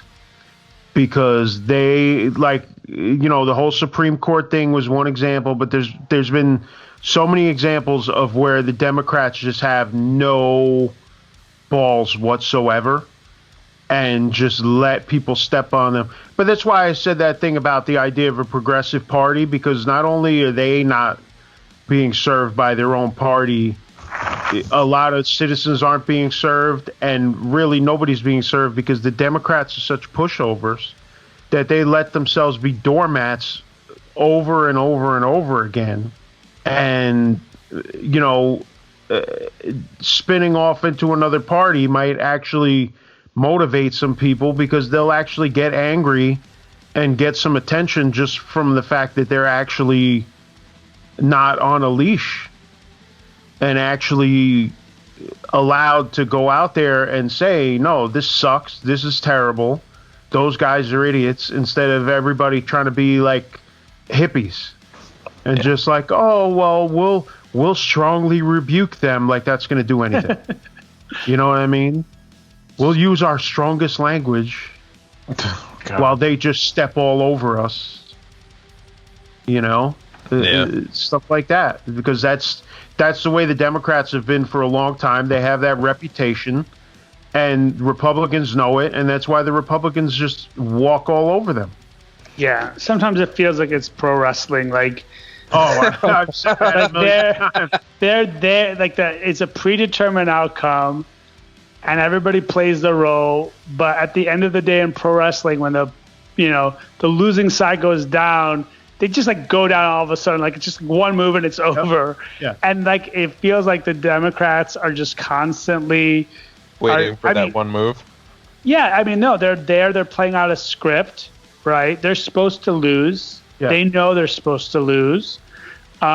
But they know they're. And then they go in the back afterwards and high five each other. Exactly. And they don't actually high five each other. They high five the guy that funded both of them. Right? They don't actually like each other, but the Democrats are playing their role and the Republicans are playing their role. And I'm not saying I'm not saying it's absolute. Like I said, I do think there will be a difference between the way Democrats govern and Republicans govern. There are things on the margin, but at the end of the day, the people who are paying their bills are not going to have their interests fucked with too much. So I'll give you a clear example of what's the difference between Republicans and Democrats is look at Black Lives Matter. Ferguson blew up, right? What was the response of the Justice Department in the Obama administration? They went and sent, Eric Holder went and sent the Justice Department to study the Ferguson Police Department and came out with a really damning report about all the ways the Ferguson Police Department is racist, abuses power. And they created this system where police departments got to volunteer to basically have these standards in terms of community policing and stuff and be reviewed for any sort of racist policy. And then they got all these goodies, goodie packages from the federal government. Now that whole shit didn't work, right? Because the problem with the police department couldn't be solved by these compliance things that the Obama administration put out there. But they did something. The Ferguson report was damning. There was something there. The response of the Trump administration was to call these people Antifa fascists and send in fucking ICE to shoot people in the streets. There is a difference or to inspire Kyle Rittenhouse as a fucking lone wolf 15-year-old cop to go and shoot. The difference there is pretty stark, right? Yeah, right. But at the end of the day, policing is just as shitty as it's been. Under each approach, no change, right? Nothing has changed.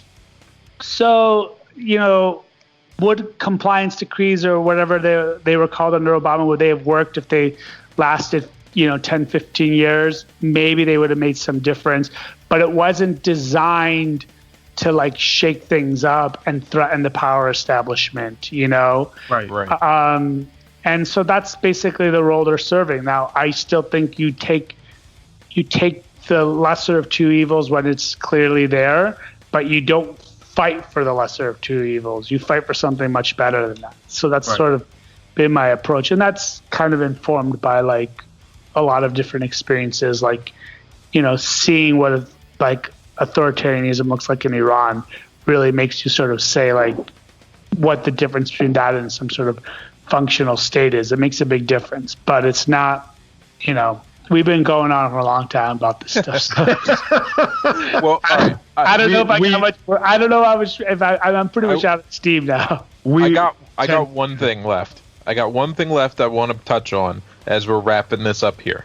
Recently, you dropped a comp with a number of bands because I want to touch on this because you just brought up Black Lives Matter. It was a Black Lives Matter comp to support what and why? So we did this 46 band comp. About half the songs were original songs. There was a lot of cool bands on there from different sort of genres of punk and hardcore. So we had everybody from Modern Life is War was on there to Sun 00 to who else? Dawn Raid, a black metal band from the UK, a lot of different genres of extreme music were in there. Amygdala, which is a fucking awesome band. Your band. It was a good comp. A lot. And I guess the reason we did it was because, it's sort of what Racetraitor is built to do, right? Is to do this sort of stuff within the scene. So when, after George Floyd was killed, it was really, to me, the thing that motivated wasn't, I was furious. I was pacing around all day about whether or not I was going to watch that video. Mm-hmm. Right. And then I was just kind of I need to know what's going on. So I watch it and I like freak the fuck out. Like I was like punching pillows on my bed. Like I was just like, I never understand like how that shit can like happen. So I was furious. But the thing that really kind of like inspired the comp was the fact that people rose up. Right. So the anger about the murder was one thing, but it was the fact that people rose up, and I kind of immediately knew, I was like, this is like a moment. This is not something people are going to remember this, right? And so I was like, well, everybody's got to kind of do their part. And, I was out in this, I went out protesting basically the next night in Brooklyn. Of course, like it's dad protest. Like I put the kids to sleep first, and then I go out to the protest. That's how it has to be. Yeah, and it was all happening in my like a lot of the hot spots in Brooklyn were like basically my neighborhood. And there was like a police precinct that people thought was like the one that was going to be burned down in Brooklyn is the one of the closest ones to my house. I drove by it every day basically. So, but like one of the things I thought like I had to do was like do something with the Racetraitor platform. And I was like, well, and we had been on this comp called Riffs for Reproductive Rights, or Riffs for Reproductive Justice, which is also sort of Bandcamp comp. And that had raised a good amount of money. That raised like $15,000 for organizations that worked on like reproductive rights. So I basically said like we should do that. And I actually contacted Kim Kelly, is the name of the woman who organized that comp. She's a metal writer. She used to write for Vice, and she writes for Pitchfork. And she had done a comp called Black Flags Over Brooklyn, which was a sort of anti-fascist, not a comp, sorry. She had done a fest, and we'd played that fest, and we were on her comp. So I called her and I said, do you want to do this? And she's like, I don't have the bandwidth to do it, but like you should really do it. So I just started calling friends, and friends called friends, and we ended up with 46 bands. Again, like half of them gave us original material. Half of them featured people of color in the band, which is not an easy thing to do in these genres, is find so many bands that are representing people of color. A lot of the bands had like women. It was like a really diverse lineup, not just sonically, like, but also the people who were in the bands, both. And it really took off. Like we raised, I just checked the numbers today. Our goal was 25,000. And, we just had kind of our third Bandcamp day. It's been a trickle since the first couple days. We made almost all the money in the first like 3 days. And we launched on a Bandcamp day, but we've now made $25,000. Awesome. And we were giving it to the Movement for Black Lives. We kind of settled on that one because it's sort of an umbrella organization that then feeds other organizations money. So we kind of looked into different organizations to fund, some that were a little bit more, our inclination tends to be more grassroots, but we kind of went with that one finally because of that. And because, some people we know like Mo from Cypher and stuff sort of vouched for them. And so, yeah, so it's been kind of a cool experience. It kind of shows the power of this community to fucking act really quickly. It's way bigger than anything I could have done on my own, or we could have done on our own. But like when you got all these people together promoting it, focused, it worked out really well. You helped out. You put together a couple songs for us, contributed one of your own songs. Sonny from Hate 56 helped blow it up. People donated, like the PR was donated. All the bands donated the song, so it worked out really well. And it's also useful that there's a platform like Bandcamp now, where you basically don't like. We didn't have to produce any. People were like, "Are you going to do a physical version of it?" And we thought about it, and we still might do it, but like the physical version's not going to raise as much money as a digital version because you have to produce something, right? Right. The digital version is just money direct. Right. I mean, we pay like a couple percentage points to PayPal or whatever, and that's about it. like also most people are buying this on Bandcamp Day, so Bandcamp's not even making any money off of it too. But it was like a really good testament, I think, to the fact that people want to do something with their music, even if it's like, you know, some of the bands that were on it, like Sun, aren't necessarily overtly political bands or anything like that, but they understood the historical moment and wanted to contribute. And there were a lot of bands that like tried to contribute but kind of couldn't get their shit together, or they were sort of overcommitted. They couldn't find the right track to do it. But yeah, I mean that comp I think came together really well. And I'm actually, not just as a benefit, but I think like anyone who like listens to it and gives it an objective listen, it's a pretty good comp. Like you could listen. I agree. You could listen to the whole. I listened to it for like basically 3 days straight, and it's a very listenable comp. And like there's some really stellar songs on there, and so I got a lot of positive feedback, and that's like, you know, obviously a thing you want. You want to make you're putting together not only just like a great set, a great cause, like raising money for a great cause, but you're also doing it with like a high level output that people got excited about. So I think that really sort of was one of the things that kind of is like one of the moments like in like my existence in this sort of scene that I was sort of happy about. Like when you have a plan and you believe in it, and then it sort of like turns into exactly what you wanted to. You know, and we even, like I said, we just crossed the line into $25,000, and that's what our goal was. We thought that was like an ambitious goal, and we met it, and it's pretty stoked on it.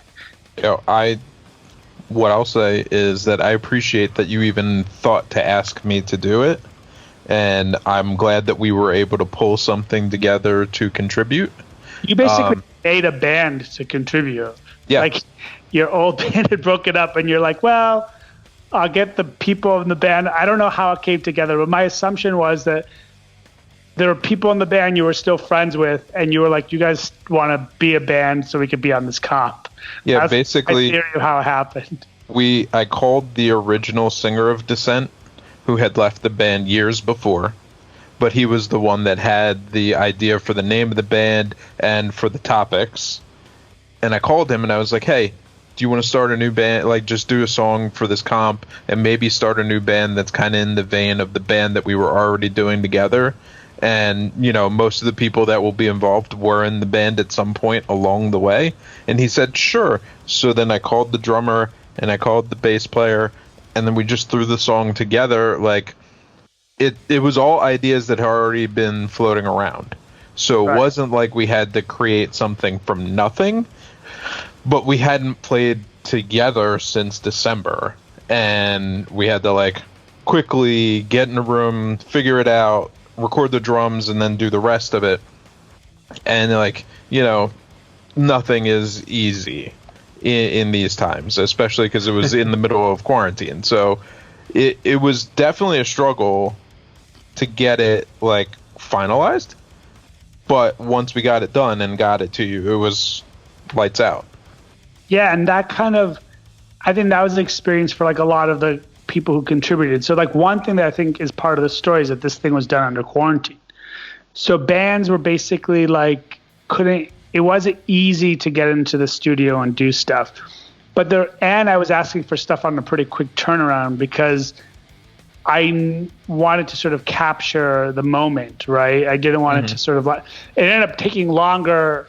Surprise, putting out a 46 band comp takes longer than you expected, but it ended up still taking longer than we expected, but it was still timely, right? Right. And but there were a lot of people that kind of like had percolating ideas that like when this comp came around, they were like, let's execute it. So like one of the best songs on the comp is Thou. You know, for those of you who, you know, listen to them, know that they're basically kind of like this sort of sludge metal, you know, stoner sounding doomish band. But they did like a beautiful like almost folky cover of Kerosene by Bad Religion, right? Right.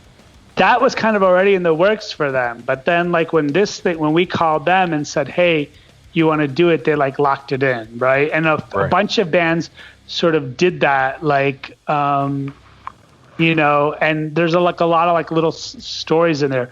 There was the band Cloud Rap, and what they had done is all of them had recorded like ambient sound from their work environments, like their day jobs.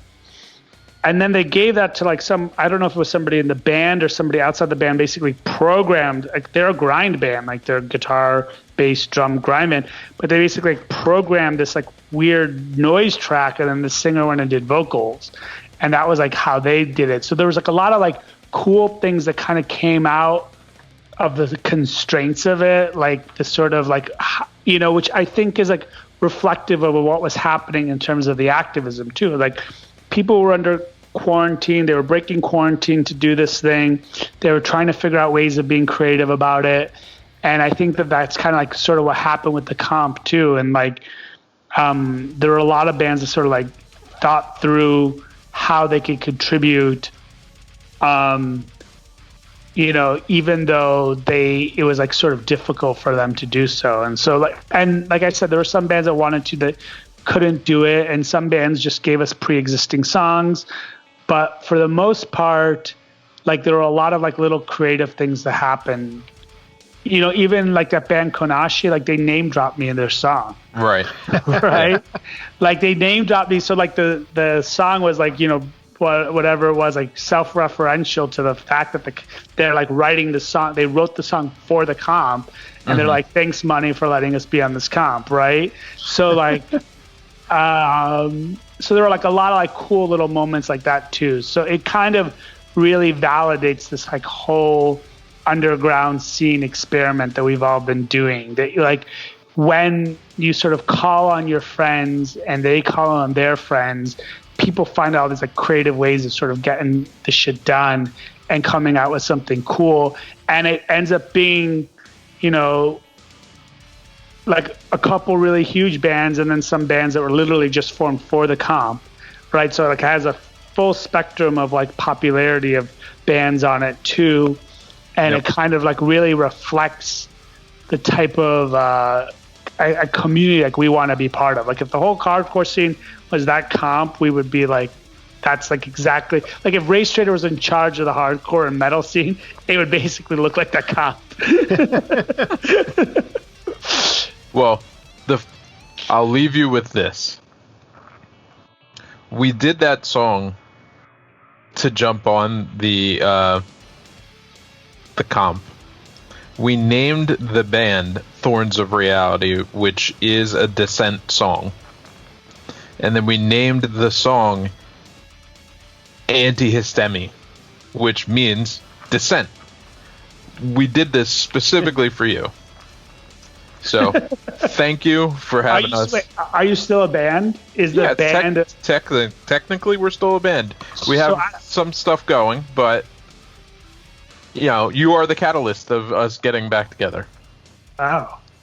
Am I going to get name dropped in the lyrics? That's the plan. I'm just kidding. No, but I might actually ask you to do a track. Okay. To do a guest spot. Let's do it. But I want to thank you for coming on The Upgrade and just slinging the shit with us right now. Because today, these are wild times, and you have a sobering view from a almost not completely different, a very similar angle, but with far more information than I even have. I don't know about that. I don't know about more information. I really appreciate being on this thing. I think like it allowed me to have conversations with you guys that like my wife only wants to hear about 10% of it. Like, you know, she's a very smart, very smart, well-informed person. But when I go like too deep in the rabbit hole, she's like, all right, honey, I hear you. Somebody else to talk with the others back. I gotta go. Right. Well, part of it is that kids are crying. Yeah. Part of it is that also she, I know we're trying to close up, but like the closing thought is like part of it is that like she is convinced by some of the like scarier stuff, like we were talking about, like we're on the precipice of civil war type sort of thing, and part of it is like, listen, man, I'm just trying to make sure that the like the kids get to go to school under COVID. Like I'm putting so much energy into that. Like I just can't do the headspace. So you're in charge of like the Civil War prep. Like you're probably right. Like we're right. But so this is like a good, like healthy, like this is my safe. This is my safe space for my conspiratorial side. Well, I had a feeling. You're more than welcome to come back and have another safe space anytime you want. I had a feeling, like I said, just based on what I had seen from like the live videos and stuff, that this would be a good conversation, and it definitely was. And thanks for coming on and talking all this crazy QAnon bullshit with us. Thanks to both of you. This was a blast.